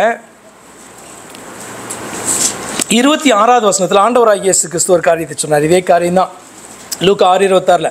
எல்லா மனுஷரும் உங்களை குறித்து புகழ்ச்சியாய் பேசும்போது உங்களுக்கு ஐயோ, அவர்கள் பிதாக்கள் கள்ள தீர்க்கதரிசிகளுக்கும் அப்படியே செய்தார்கள். இப்போ இயேசு கிறிஸ்துவை குறித்து எல்லாரும் புகழ்ச்சியாக பேசினாங்களா? இப்போ வந்தார், அவர் இஸ்ரவேல் ஜனங்கள் மத்தியில் ஊழியத்தை செய்தார். எல்லாரும் இயேசு கிறிஸ்துவை புகழ்ச்சியாக பேசினார்களா? இன்னும் கேட்டால் ஒவ்வொருத்தரும் ஒவ்வொரு மாதிரி பேசினாங்க. பரிசேயர்கிட்ட போய் இயேசு கிறிஸ்து கேட்டால் அவன் வந்து பார்த்தீங்கன்னா ஒரு மாதிரி சொல்லுவான், சதுசேயர் ஒரு மாதிரி சொல்லுவான், ஏரோதியர்கள் ஒரு மாதிரி சொல்லுவாங்க, வேத பாரகர்கள் அவரை குறித்து தானே வேறு இன்டர்பிரிட்டேஷனை கொடுப்பாங்க. அவருக்கு பின்பாக வந்ததான அற்புதத்தை காண வேண்டும் என்று ஓடி வந்தவர்கள் அவரை குறித்த வேறு டெஸ்டிமோனியை, வேறு ஒரு சாட்சியை கொடுப்பார்கள். அவருக்கு பின்பாக உண்மையாக வந்ததான சீஷர்கள் வந்து பார்த்தீங்கன்னா அவரை குறித்து கேட்டால் அவர்கள் ஒரு அப்போ டிஃப்ரெண்ட் வேர்ஷன் ஆஃப் கிரைஸ்ட் அல்லது டிஃப்ரெண்ட் வேர்ஷன் ஆஃப் அண்டர்ஸ்டாண்டிங். இப்போ இவர்களை வந்து எழுத சொன்னீங்கன்னா கிரைஸ்ட்டை குறித்து பார்த்தீங்கன்னா எழுதுறதான காரியம் ஒன்றாக இருக்காது, டிஃப்ரெண்ட் வேர்ஷனாக இருக்கும். Which one you will take? எதை நீங்கள் எடுத்துக்குவீங்க? வேதத்தின் அடிப்படையில் யார் கிறிஸ்துவை அறிவிக்கிறார்கள்? சதுசேயன் அறிவிக்கானா? வேதத்தின் அடிப்படையில் இருக்கா? ஓகே, சதுசேயன் தான் சூப்பரான ஊழியர்கள், எடுத்துக்கலாம். அப்போஸ்தலர் அறிவித்தது தான் கரெக்டாக, அவர்களை தான் நீங்கள் ஃபாலோ பண்ணணும். அதற்கு பின்பு எந்த ஒரு பரிசேயனும் சதுசேயனும் வேத பாரகனோ பேசுகிறத என்ன பண்ணக்கூடாது. ஏன் அப்படின்னு சொன்னால் அவர்களெல்லாம் கபட ஊழியர்கள் ஆகிட்டாங்க. அப்போ அப்போஸ்தலர்கள் சொன்னது வேதத்தின் அடிப்படையில். வேதத்தின் அடிப்படையில் என்ன? பழைய ஏற்பாட்டில் காணப்படுகிற ஆதியாகமத்திலிருந்து மல்கியாவின் வரைக்கும் காணப்படுற புஸ்தகத்தின் அடிப்படையில் அப்போஸ்தலர் பேசி இருப்பார்கள் என்றால் அதுதான் உண்மையான கிறிஸ்து. புரியுதா இல்லையா? அப்படி தானே எடுக்கணும். சரி, அப்போ எல்லா மனுஷரும் உங்களை குறித்து புகழ்ச்சியாய் பேசும் பொழுது உங்களுக்கு ஐயோ, அவர்கள் பிதாக்கள் கள்ள தீர்க்கதரிசிகளுக்கும் அப்படியே செய்தார். நீங்கள் இப்போ வேதத்தில் தீர்க்கதரிசிகளை பார்க்கிறீர்கள். எப்படி பெரிய ப்ராஃபிட்ஸு, சின்ன ப்ராஃபிட்ஸு அப்படின்ட்டு நம்ம இன்றைக்கி சொல்கிறோம். ஏன்னா பெரிய புத்தகம் ஏசாயா, எரேமியா, எசேக்கியேல், தானியேல், இதெல்லாம் பெரிய பெரிய புக்காக இருக்குது. மேஜர் ப்ராஃபிட்ஸ் அப்படி வச்சுருக்கோம். அப்புறம் சின்ன சின்ன புக்ஸாக இருக்குது, இவங்கெல்லாம் மைனர் ப்ராஃபிட்ஸ் அப்படின்னு சொல்கிறோம். இவர்கள் எல்லாம் தீர்க்கதரிசிகள். ஆனால் இந்த தீர்க்கதரிசிகள் எல்லாம் தீர்க்க தரிசனம் உரைத்ததான காலத்தில் இவர்களெல்லாம் அந்த ஜனங்களினாலே ஏற்றுக்கொள்ளப்படவில்லை. அதுக்கு பதிலாக என்ன தெரியுமா? எரேமியாவை குறித்து விரோதமாக பேசணும். போய் வாட்சி பாருங்கள். எரேமியாவை குறித்து விரோதமாய் பேசினவர்கள் எரேமியாவின் காலத்திலே காணப்பட்ட கள்ள தீர்க்கதரிசிகள் என்ன பண்ணாங்க? உயர்த்தி அவர்கள் பேசுவது தான் கரெக்டு, பாபிலோனுக்கு போகக்கூடாது, ஆண்டவர் அங்கே போகக்கூடாதுன்னு சொன்னார் என்று சொன்னவர்களை நம்பி மோசம் போனார்கள். எதற்கு ஆண்டவர் உதாரணமாக காண்பிக்கிறார் அப்படின்னு சொன்னால், எல்லா மனுஷரும் உங்களை குறித்து எல்லாராலும் அங்கீகரிக்கப்பட்டதான ஒரு போதகன், எல்லாராலும் அங்கீகரிக்கப்பட்டதான ஒரு ஊழியன் இஸ்ரவேல் தேசத்தில் காணப்படுறான் அப்படின்னா, அவனை குறித்து ஆண்டவர் எப்படி சொல்கிறார் அப்படின்னா, பின்னாட்களில் அவர்கள் பிதாக்கள் கள்ள தீர்க்கதரிசிகள் அப்படி என்ன செய்தார்கள்னா, அவர்களை நல்ல தீர்க்கதரிசிகள் ஏற்றுக்கொண்டு அவர்களை புகழ்ந்து அவர்களை உயர்த்தி மேலே தூக்கி கொண்டு போய் கீழே போட்டு ஒரே மிதியாக மிதித்து கொண்டுட்டாங்க. அவ்வளோதான் நடந்தது. ஆனால் உண்மையான தீர்க்கதரிசிகளாக தேவனுடைய வார்த்தைகளை அறிவித்தவருடைய புத்தகம் வேதத்தில் ஆண்டவர் சொன்னார், அதை சேர், இந்த புத்தகத்தை சேர் என்று சொல்லி தான் என்ன பண்ணுச்சு, அதெல்லாம் கேனனாக இந்த நாட்களில் நம்முடைய கரத்தில் இதெல்லாம் ஸ்கிரிப்சர்ஸ் என்கிற பெயரில் நம்முடைய கரத்தில் காணப்படும். அப்போ எல்லா மனுஷரும் உங்களை குறித்து புகழ்ச்சியாய் பேசும் பொழுது உங்களுக்கு ஐயோ அப்படின்னா அர்த்தம், உனக்கு டெஸ்ட் ஸ்டார்ட் ஆயிடுச்சு, how you are going to handle it என்கிற கேள்வி நமக்கு முன்பாக வைக்கப்படும். நம்மளை நிறைய பேர் ஏற்றுக்கொள்கிறாங்க, நீங்கள் பேசுறதெல்லாம் கரெக்டு அப்படின்னு சொல்கிறாங்க, உங்களை மாதிரி தேவனுடைய ஊழியரே இல்லைன்னு சொல்கிறாங்க. அப்படியானால் இப்போ இது ஒரு பார்த்தோம், எல்லா சபைகளும் சுவிசேஷ ஊழியத்தில் எல்லா சபைகளிலும் புகழ்ச்சி பெற்ற ஒருவனை உங்களிடத்தில் அனுப்புகிறேன். அவனுக்கு எவ்வளோ டெஸ்ட் இருந்திருக்கும் இல்லையா? நிச்சயமாக மிகப்பெரிய டெஸ்ட் அவனுக்கு காணப்பட்டிருக்கும். அவன் சுவிசேஷ ஊழியத்திலே தொடர்ந்து என்ன பண்ணணும்? உண்மையானவனாக செயல்படணும். இன்னும் புதிய புதிய சபைகள் உருவாக்கப்பட்டாலும் அதுலேயும் போயிட்டு இதே சுவிசேஷத்தை சொல்லணும், இதே கிறிஸ்துவை சொல்லணும். வேறு கிறிஸ்துவை சொல்லி வேறு சுவிசேஷத்தை சொல்லி வேறு ஒரு ஆவியை அந்த சபைக்குள்ளார கொண்டு வர்றான் அப்படின்னா இவன் விழுந்ததான கபட சுவிசேஷகனாக மாறிவிட்டான் என்று சொல்லி. அப்போ புகழ்ச்சி வரும்பொழுது, நீ மேன்மைப்படுத்தப்படும் போது, தேவனே உன்னை மேன்மைப்படுத்தி உயர்த்தி வைத்திருந்தாலும் அந்த புகழ்ச்சியின் நிமித்தமாக நீ அந்த புகழ்ச்சியும் பாராட்டியும் எப்படி நீ ஹேண்டில் பண்ணுற என்பது மிகப்பெரிய சோதனையாக தேவனுடைய பிள்ளைகளுக்கு காணப்படுது. இன்னொரு வசனத்தை கூட நான் எடுத்து வச்சேன், அதை வாசித்துறேன். சங்கீத புஸ்தகத்தில் இப்படி வாசிக்கிறோம். சங்கீதம் 49 ஆகிலும் 12வது வசனமும் கடைசி வசனமும், ஆகிலும் கணம் பொருந்தினவனாய் இருக்கிற மனுஷன் நிலைத்திருக்கிறதில்லை, அழிந்து போகும் மிருகங்களுக்கு ஒப்பாய் இருக்கிறான். இப்படி வாசிக்கிறோம். அடுத்தது கடைசி வசனம், கணம் பொருந்தினவனாய் இருந்தும் அறிவில்லாத மனுஷன் அழிந்து போகிற மிருகங்களுக்கு ஒப்பாய் இருக்கிறான். இது எப்படிங்க இந்த வசனத்தை எடுப்பீங்க? இவர் தான் கனப்படுத்த சொல்கிறாரு, கனப்படுத்துறதுல முந்தி கொள்ளுன்றாரு. இஃப் சம்படி டிசர்வ்ஸ் அவர் தான் பாராட்டுறாரு, புகழறாரு இல்லை? அப்படி இருக்கும்போது அதுதானே கனப்படுத்துகிறதான காரியம். அப்போ கனம் புரிந்தினதான மனுஷன் மிருகத்துக்கு ஒப்பாய் இருக்கிறான், கனம் புரிந்தினவனாக இருக்கான், அதாவது மேன்மை உள்ளவனாக பார்க்கப்படுகிறான். ஆனால் அறிவில்லை அப்படின்னா அவன் மிருகத்துக்கு ஒப்பாய் இருக்கிறான். அவன் மனுஷனுடைய அந்த ரேஸ்லேயே இல்லை, மிருகத்தினுடைய ரேஸில் இருந்தால் எப்படி இருக்கும்? நம்மெல்லாம் எப்படியா இருந்தாலும் ஆண்டவரை ஏற்றுக்கொண்ட ஜனம், ஏற்றுக்கொள்ள ஜனம் மனுஷனாக தானே பார்க்குறீங்க. ஆனால் ஆண்டவருடைய பார்வையில் மிருகம் அப்படின்னாருனா என்ன அப்படின்னா அழிந்து போகிறதுன்னு சொல்கிறாரு. இப்போ வாசிக்கிறேன் பாருங்க திரும்ப 12வது வசனம், கனம் புரிந்தினவனாய் இருக்கிற மனுஷன் நிலைத்திருக்கிறதில்லை அப்படின்றார். எந்த மனுஷன் நிலைத்திருப்பான் சொல்லுங்கள்? அவனுடைய கணத்தெல்லாம் எடுத்துகிட்டு நிலைத்திருப்பானா? இப்போ ஆபிரகாம் இவ்வளவாய் கனம் பெற்றான் அப்படிதானே? அவனுடைய கனத்தெல்லாம் எடுத்துகிட்டு அவனுக்கு ரட்சிப்பை கொடுத்தாரா, அல்லது அவனுடைய கனத்தோடு கூட இன்னும் கனத்தை சேர்த்தாரா? யாருக்கும் கொடுக்காத ஒரு வாக்குத்தத்தத்தை கொடுக்குறார், நான் உன்னை ஆசீர்வதித்து உன் பேரை யாருக்காவது கொடுக்கப்பட்டுச்சா? ஆபிரகாமுக்கு சொல்கிறார், நான் உன்னை ஆசீர்வதித்து உன் பேரை பெருமைப்படுத்துவேன் அப்படின்றாரு. அப்படியானால் அவனை கனப்படுத்துகிறார். பூமியில் எல்லாரை பார்க்கலும் அவனுடைய பேரை கனப்படுத்தி ஆண்டவர் பார்த்தீங்கன்னா உயர்த்துகிறார். அப்படியானால் இந்த இடத்துல ஏன் இப்படி சொல்லப்பட்டிருக்கு? கனம் புரிந்தின மனுஷன் நிலை திருக்கிறதில்லை, அழிந்து போகிற மிருகங்களுக்கு ஒப்பா. அப்படின்னா என்ன அர்த்தம்? கனம் புரிஞ்சினவனாக இருக்கான், உலகத்தில் மேன்மையாக என்ன பண்ணுறான்? வெல்த்தாக இருக்கலாம், அல்லது வேறு இன்ஃப்ளூயன்ஸாக இருக்கலாம், வாட் எவர் இட் இஸ், உலகத்தின் அறிவு பெற்றவனாக இருக்கலாம், பெரிய சயின்டிஸ்டாக இருக்கலாம், சரியா? ஆனால் அவன் நிலை நிற்கிறதில்லைன்னு சொல்கிறதுக்கான அர்த்தம் என்னன்னு சொல்லப்பட்டிருக்குன்னா, அழிந்து போகும் மிருகத்துக்கு ஒப்பாக இருக்கிறான். என்னன்னா, அவன் தேவனை ஏற்றுக்கொள்ளாதவனாக, தேவன் வைத்திருக்கிற பாதையை அங்கீகரிக்காதவனாக அவன் காணப்படும் போது என்ன பண்ணுறான்? ஒரு மிருகம் எப்படி அழிஞ்சு போதோ அதே போல் அழிந்து போகிறான். அதாவது நித்திய ஜீவனை பெறாதவனாக அவன் மறிக்கிறான் என்று அர்த்தம். புரிஞ்சுதா? அதே தான் கடைசி வசனமும். என்ன அப்படின்னா, கணம் புரிந்தினவனாக இருந்தும் அறிவில்லாத மனுஷன் அழிந்து போகிற மிருகங்களுக்கு ஒப்பாக இருக்குன்னா அதுக்கும் அதே மீனிங் தான். என்ன அப்படின்னா, கணம் புரிந்தினவன் எல்லாராலையும் மேன்மையாக பார்க்கப்படுகிற ஒரு மனுஷன், ஆனால் அறிவில்லைன்னா என்ன அறிவில்லை? தெய்வத்தை குறித்த அறிவில்லை. தெய்வத்தை குறித்த அறிவில்லை அப்படின்னா ரட்சிக்கப்பட முடியாது. ஏன் அப்படின்னா, நானே அவர் என்று நீங்கள் என்னை அறிந்தும் உணர்ந்தும் விசுவாசிக்க வேண்டும் என்பது ஆண்டவர் கொடுத்த வார்த்தை. எப்படி விசுவாசிக்கணும்? அவருக்கு முற்பட்ட தேவனில் அவருக்கு பிற்பட்ட தேவனில் என்பதற்கு சாட்சியா அப்படி தானே? இப்போ தேவனே எனக்கு தெரியாது, தேவனே கிடையாது, சயின்டிஸ்ட் சொல்லுவான் தேவனே கிடையாது. அப்போ அவனை பார்த்து ஆண்டவர் சொல்கிறார், உலகத்திலே மேன்மை பெற்றவன் அவன், மேன்மையாக அநேகரால் எண்ணப்படுகிறவன் அவன், ஆனால் அறிவில்லை. என்ன அறிவில்லை? உலக அறிவல்ல, தெய்வத்தை குறித்த அறிவில்லை. ஆனபடினால தெய்வத்தை ஏற்றுக்கொள்கிறது இல்லை. அப்படிப்பட்ட மனுஷன் மிருகத்துக்கு ஒப்பாக காணப்படுகிறான் என்று சொல்லப்பட்டிருக்கு. அதனால தான் ஆண்டவராக இயேசுக்கு சொன்னார், எல்லா மனுஷரும் உங்களை குறித்து புகழ்ச்சியாய் பேசும்போது உங்களுக்கு ஐயோ, அவர்கள் பிதாக்கள் கள்ளத்தீர்க்கதரிசிகளுக்கும். ஏன்னா ஜனங்க எப்படி யார் பின்னாடி போவாங்க, எதை புகழ்வாங்க, எதை ஏற்றுக்கொள்வாங்க அப்படின்னு நீங்கள் உட்கார்ந்து யோசித்தாலும் உங்களுக்கு புரியாது. ஏன்னா நான் உட்கார்ந்து யோசித்தோம், சத்தியத்தை சொல்கிறோமே, திரும்ப திரும்ப சொல்கிறோமே, ஏன் ஏற்றுக்க மாட்டேன்றாங்க. இதை நிராகரிக்கிறதுக்கு என்ன காரணம்னு எவ்வளோ தான் உட்காந்து யோசித்தாலும் எனக்கு அது புலப்படவே.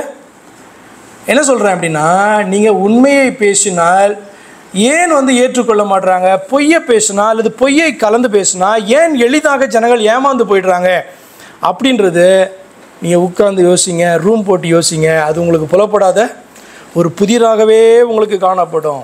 சரி, உங்கள் புகழ்ச்சி உங்களுக்கு சோதனையாய் மாறி அதில் வீழ்வது அல்ல கிறிஸ்தவ வாழ்க்கை. விசுவாச சோதனையில் நின்று அதில் வென்று கிறிஸ்து வெளிப்படும் போது உண்டாகிற புகழ்ச்சிக்கு காத்திருப்பதே கிறிஸ்தவ வாழ்க்கை. இந்த செய்தியின் அடிப்படையில் கிறிஸ்தவ வாழ்க்கை, இந்த செய்தியின் அடிப்படையில்னா கிறிஸ்தவ வாழ்க்கை என்னன்னா, உங்களுக்கு புகழ்ச்சி உண்டாகுமானா உண்டாகும். தேவனே உங்களை புகழ்வாரா? அப்படியும் உண்டு. இன்னும் வருகிற வாரங்களில் இன்னும் சில காரியங்களை நம்ம பார்க்க போகிறோம். தேவனாலே உங்களுக்கு மேன்மை உண்டாகுமா? உண்டாகும். இல்லை இந்த புகழ்ச்சிக்கு நீங்கள் பாத்திரதே இல்லை அப்படின்னாலும் புகழப்படுவீங்களா?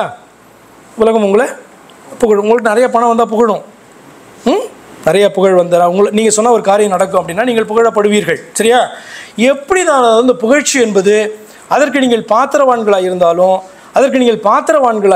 இல்லைனாலும் how you are going to handle it. வீண் புகழ்ச்சியாக இருந்தால் அதை சீரியஸாக நீங்கள் எடுக்கவே கூடாது. அந்த புகழ்ச்சிக்கு நீங்கள் பாத்திரவான்களாக இருந்தாலும் ரொம்ப தலையில் கொண்டு போய் என்ன பண்ணாதீங்க, உங்கள் புகழ்ச்சியை போய் வைக்காதீங்க. நீங்கள் எதற்கு தான் நீங்கள் மகிமைப்படலாம் அப்படின்னு சொன்னால், மேன்மை பாராட்டலான்னா, நான் ஆண்டவரை இந்த மன்னமாய் அறிந்திருக்கிறேன் என்பதை நீங்கள் சிந்திக்க நீங்கள் உங்களை தாழ்த்த தான் உங்களுக்கு தெரியுமே ஒழிய. ஏன்னா அந்த அறிவு உங்களுடைய அறிவினால நீங்கள் நிறைய பைபிளை படித்ததுனால கூட வந்திருக்காது. ஆண்டவர் உண்மையாகவே உங்களுக்கு கற்றுக் கொடுத்ததுனால வந்திருக்கும். கர்த்தரை அறிகிற அறிவு என்பது நீங்கள் எவ்வளவுதான் வேதத்தை வாசித்தால் அது ரொம்ப பேசிக்கான காரியம். இருந்தாலும் அது ஆண்டவரே உங்களோடு இடைப்பட்டு உங்களுக்கு கற்றுக் கொடுக்கலன்னா அவரை அறிகிற அறிவில் நீங்கள் வளர்ச்சி அடைந்திருக்க முடியாது. அப்போ அந்த அறிவு வரும்போது உங்களை உயர்த்துறதுக்கு உங்களுக்கு தோணவே தோணாது. உண்மையான கர்த்தரை அறிகிற அறிவு உங்களை உயர்த்துவதற்கு, மேன்மை பாராட்டுவதற்கு தோணாது. அதனால தான் ஆண்டவர் சொல்கிறார், கர்த்தரை அறிகிற அறிவை குறித்தே ஒருவன் மேன்மை பாராட்ட கடவன்னா வெளியெல்லாம் போய் எனக்கு கர்த்தரை தெரிகிற மாதிரி அந்த பாஸ்டருக்கு தெரியுமா அப்படி சொல்கிறதுக்கு இல்லை. கர்த்தரை உண்மையாய் அறிந்தவனுக்கு அவனால் மேன்மை பாராட்ட முடியாது என்பதனால தான் வேதம் அப்படியாக கற்றுக் கொடுக்குறது. அப்போ தான் பவுல் சொல்கிறது, நான் கிறிஸ்துவை குறித்து அறிகிற அறிவுக்கு எல்லாத்தையும் நஷ்டம். பவுல் எல்லாத்தையும் நஷ்டம்னு சொன்னால் பவுலை யாராவது மதிப்பானாங்க? பவுல் பார்த்திங்கன்னா ரோமன் சிட்டிசன். அவர் இந்த பக்கம் பார்த்தீங்க அப்படின்னு சொன்னால் ஒரு பென்யமின் கோத்ராத், ஒரு யூதர் அப்படி சொல்லலாம்.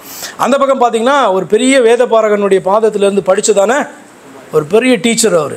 அப்போ மற்ற வேத பாரகர்கள் மற்றவர்கள்லாம் பவுல்கிட்ட பேசினா பவுல் நச்சுன்னு என்ன பண்ணுவார், வேத வார்த்தைகளை பேசுவார். அதுக்கப்புறம் பார்த்திங்கன்னா ஒரு கிறிஸ்டியன் ஆன பிறகு பார்த்திங்கன்னா பேதுருவையே எதிர்த்து சில காரியங்களில் பேதுரு தவறும்போது சுட்டி காண்பிக்கிற அளவுக்கு வேத வார்த்தைகளுடைய ஞான அர்த்தங்களை அறிந்து கொண்டதான பவுல். ஆனால் அவர் என்ன சொல்கிறாரு, இந்த இயேசு கிறிஸ்துவை அறிகிற அறிவுக்கு நான் இது எல்லாத்தையும் நஷ்டம்னு தள்ளினா யாராவது மதிப்பானா பவுலை? இதெல்லாம் இருந்தால் தான் பவுலை மதிப்பான். பவுல் ஒரு பெரிய பணக்காரனாக நான் ரோமன் சிட்டிசன் ஐடி எடுத்து காமிச்சா என்ன பண்ணுவான்? ரோமர்கள் கூட பயப்படுவாங்க இல்லையா? அப்படி தானே?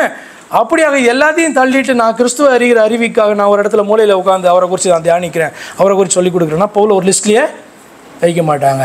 அப்போ கர்த்தரை அறிகிற அறிவு உனக்கு மேன்மை என்று சொன்னால் அது உன்னை தாழ்த்துவதற்கு உனக்கு உதவி செய்யும். சரியா? வருமா பாயிண்ட்டுக்கு? என்ன சொன்னேன்? உங்கள் புகழ்ச்சி உங்களுக்கு சோதனையாக மாறி அதிலே வீழ்வது அல்ல கிறிஸ்தவ வாழ்க்கை. ஏன்னா கிறிஸ்தவ வாழ்க்கையை உங்களை மேன்மைப்படுத்தும். ஏன்னா கிறிஸ்துவை நீங்கள் அறிகிற அறிவில் டே பை டே நீங்கள் வளருவீங்க. எப்போ? கரெக்டாக சர்ச்சுக்கு கரெக்டாக கவனிச்சிங்கன்னா, கரெக்டாக பைபிள் ஸ்டடிக்கு சொல்லிக் கொடுக்குற காரியங்களை கற்றிங்கன்னா, எனக்கு இது புரியல இது தெரியல அப்படின்னு சொல்லி நீங்கள் கேட்டிங்கன்னா நிச்சயமாக உங்களுடைய அறிவு வளருமா வளராதா? முன்னைக்கு இப்போ வளர்ந்துருக்கா இல்லை? எப்படி வளர்ந்துச்சு? நீங்கள் காண்பித்ததான வாஞ்சை, கர்த்தருடைய வார்த்தையை நீங்கள் கற்றுக்கொள்ள வேண்டும் என்கிறதான விருப்பம் உங்களை வளர செய்ததா இல்லையா? ஆனால் இது உங்களை பெருசாக மேன்மை பாராட்டுறதற்கு ஏதுவாக கொண்டு போகாது. ஊழியத்தில் நீங்கள் பயன்படுவதற்கு ஏதுவாக உண்டாகும் இல்லையா? அப்போ புகழ்ச்சி உங்களுக்கு சோதனையாக மாறி அதில் வீழ்வது அல்ல கிறிஸ்தவ வாழ்க்கை. விசுவாச சோதனை என்பது வரும். இது விசுவாச சோதனை புகழ்ச்சி. அதில் நின்று வென்று வெளிப்படும் பொழுது உண்டாகிற புகழ்ச்சிக்கு காத்திருப்பது தான் கிறிஸ்தவ வாழ்க்கை. பவுல் பேதுரு இப்படி சொல்கிறார். 1 பேதுரு 1:7, அழிந்து போகிற பொன் அக்கினியினாலே சோதிக்கப்படும் அதை பார்க்கிலும் அதிக விலையேற பெற்றதாக இருக்கிற உங்கள் விசுவாசம் சோதிக்கப்பட்டு இயேசு கிறிஸ்து வெளிப்படும் பொழுது உங்களுக்கு புகழ்ச்சியும் கனமும் மகிமையும் உண்டாகும். அப்போ விசுவாச சோதனையில் நின்று நீங்கள் வென்று பிசாசு சொல்லுவான் சமவாக்கு இல்லை தேவனை பார்த்தீங்கன்னா தேவனுக்கு சமம் தேவன் அப்படின்னு ஏதாவது சொல்லுவான். அப்படி தானே? ஏன்னா தேவர்கள்ன்ற கான்செப்டை கொண்டு வந்ததே நீங்கள் நினைக்காதீங்க ஒரு நூற்றாண்டுக்கு முன்பாக தான் கொண்டு வந்துட்டாங்க, அல்லது நியூ டெஸ்டமெண்ட் ஆரம்பித்த புதுசில் தான் தேவர்கள் என்கிறதான தேவன் ஒருவர் தான், ஆனால் தேவர்கள் காட் இன் மல்டிபிள் பர்சன்ஸ் அப்படின்றதான கான்செப்டு இப்போ வந்ததல்ல. ஏதேன் தோட்டத்தில் ஆரம்பத்திலே விழ வைக்கிறதுக்கே பிசாசு பயன்படுத்தின காரியம் அதுதான். என்னன்னா தேவனுக்கு ஒரு விஷயம் தெரியும், என்ன என்றால் அவருடைய வார்த்தைக்கு கீழ்ப்படியாமல் நீங்கள் மீறும் பொழுது நீங்கள் நன்மை தீமை அறிந்தவர்களாக என்ன பண்ணுவீங்க? தேவர்களைப் போல நீங்கள் இருப்பீர்கள் என்று அந்த ஒன்றான தேவன், அந்த ஒரு தேவனுக்கு தெரியும். ஏன்னா அவன் சொல்ல மாட்டான் நான் ட்ரை பண்ணி அவருக்கு சமமாக்க ட்ரை பண்ணி நான் விழுந்து போனேன் என்னை தள்ளிட்டாரு அப்படின்ற விஷயம் அவனுக்கு தெரியும். ஆதாமுக்கும் ஏவாளுக்கும் தெரியாது. அப்போ ஆதாம்கிட்டையும் ஏவாள்கிட்டையும் பேசும்போது தேவனாலே அனுப்பப்பட்ட ஒரு தூதனை போல தான் பேசுவான், தேவனுடைய ஊழியக்காரனை போல தான் பேசுவான். என்ன அப்படின்னு சொன்னால் தேவர்கள் என்று நம்பு, தேவன் இதை தான் விரும்புகிறார், தேவன் தான் தேவர்கள் என்று நம்பு என்று பார்த்தீங்கன்னா சொல்லுகிறதான காரியம் உண்டு. அப்போ அழிந்து போகிற பொன் அக்கினியினாலே சோதிக்கப்படும் அதை போல அதை பார்க்கிலும் விலையேற பெற்றதான உங்கள் விசுவாசம் எதனால் சோதிக்கப்படும்?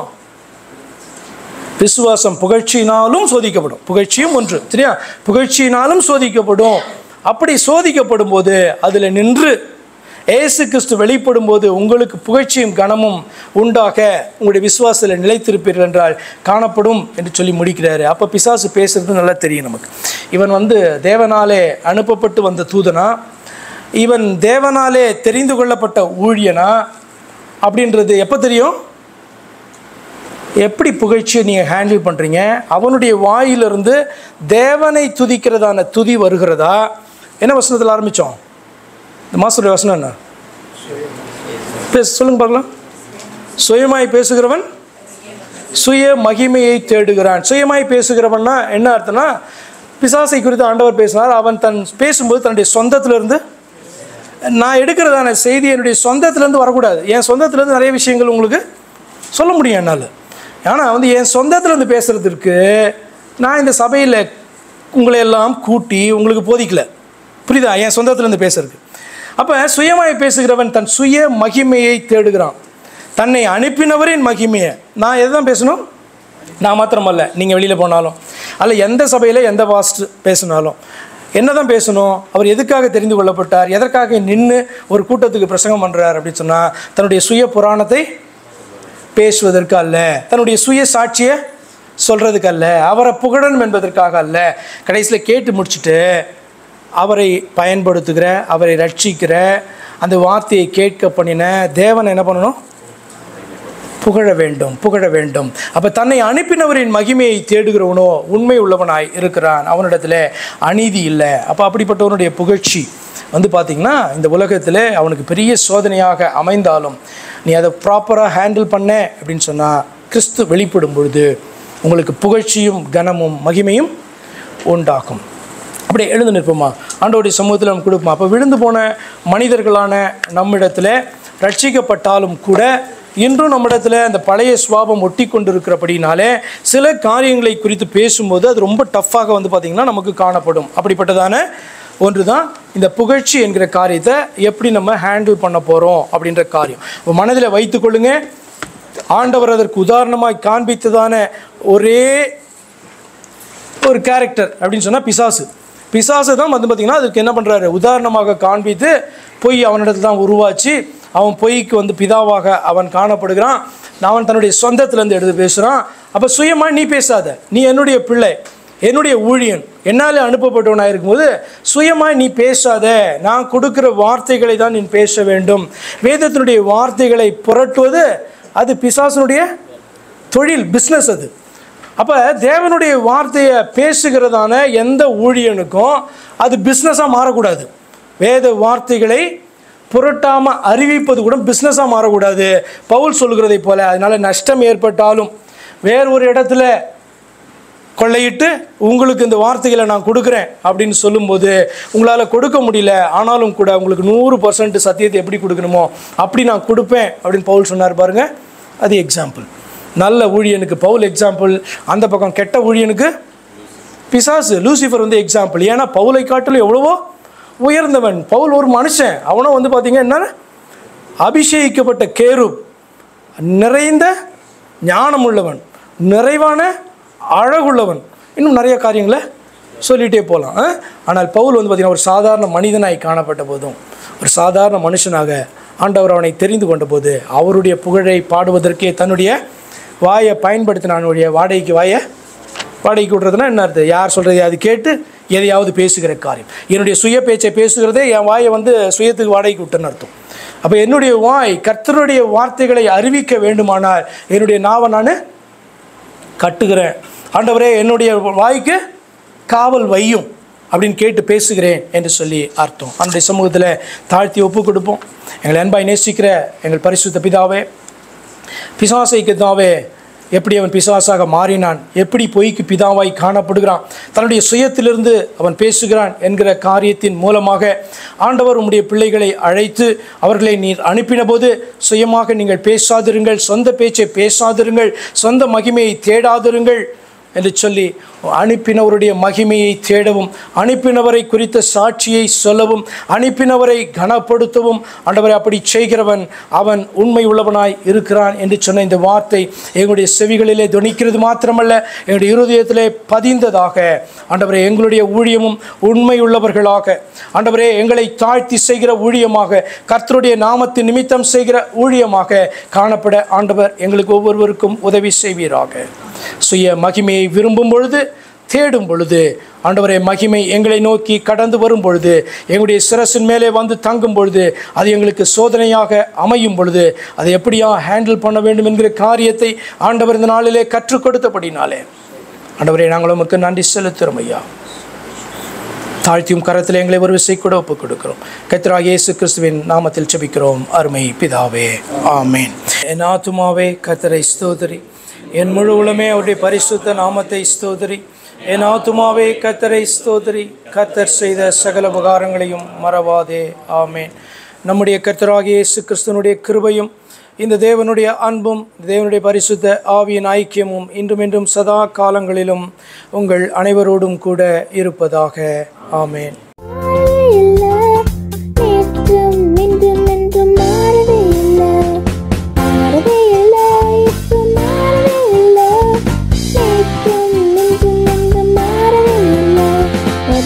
Mahal,